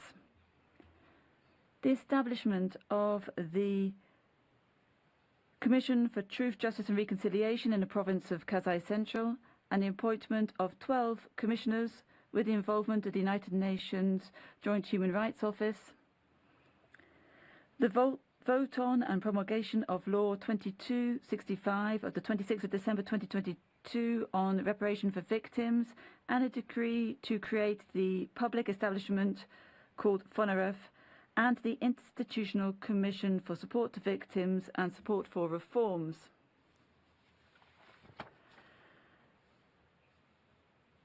The vote on the law on trafficking persons, the vote on promulgation of the law to protect and promote the rights of the indigenous peoples, the vote on promulgation of the law to protect human rights defenders, the vote on and promulgation of the law to protect persons with disabilities, and new life being breathed into the Unit to Liaise on Human Rights in the DRC, for interinstitutional cooperation. National consultations are ongoing in the 12 remaining provinces, and we are also working to make sure that the Provincial Commission for Truth, Justice and Reconciliation in Kasai is operational so it can be a pilot for the other provinces. We're managing synergies in disarmament, demobilization, and to stabilize our country. Thank you. Muchas gracias. Thank you very much. Now I would like to give the floor to His Excellency Mr. Ian Borg, Minister for Foreign and European Affairs and Trade of Malta, through a video message. You have the floor.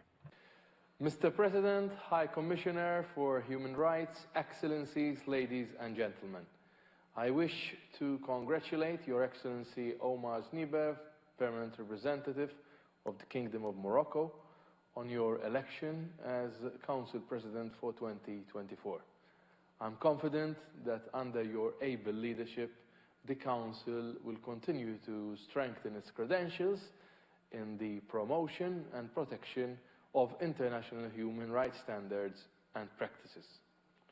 Mr. President, 2024 will be an important year for Malta in multilateralism. This year, we celebrate 60 years of our United Nations membership. This year, Malta will also continue its work at the UN Security Council in our second year as elected member.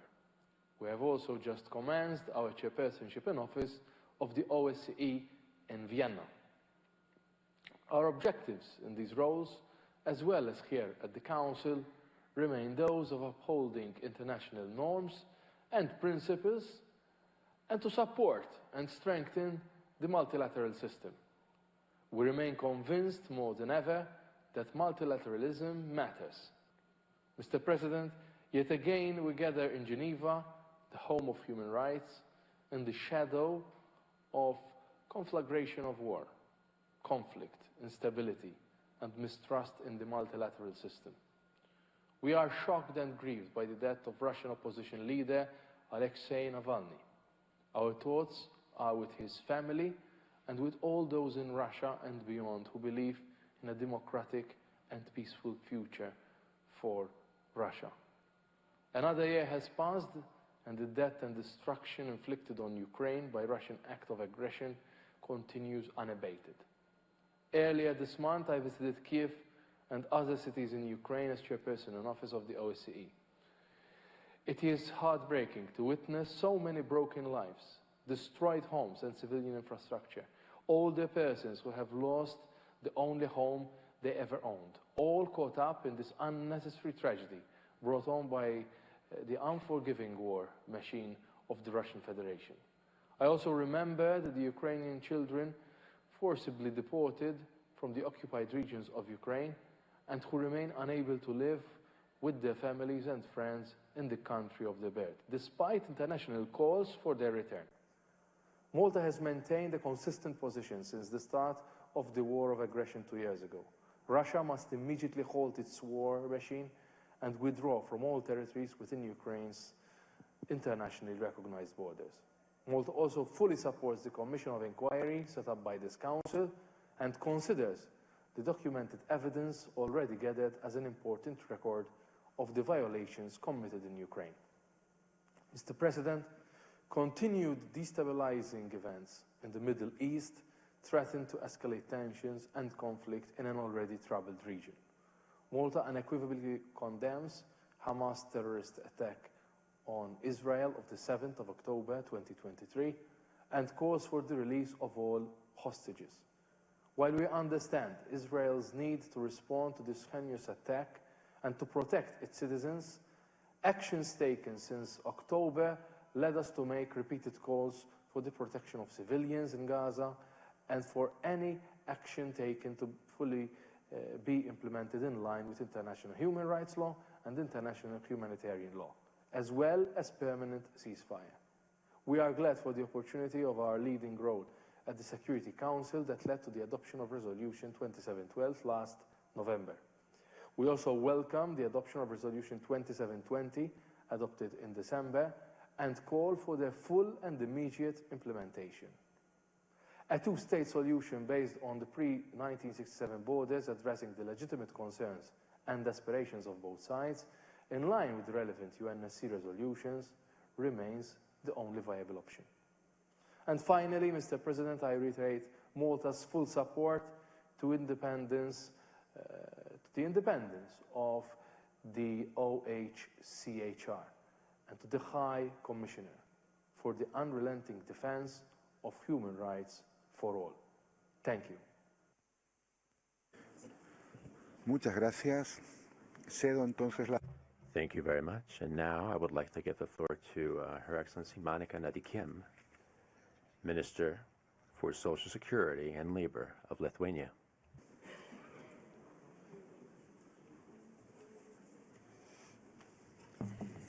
Thank you, Mr. President, Excellencies, distinguished colleagues.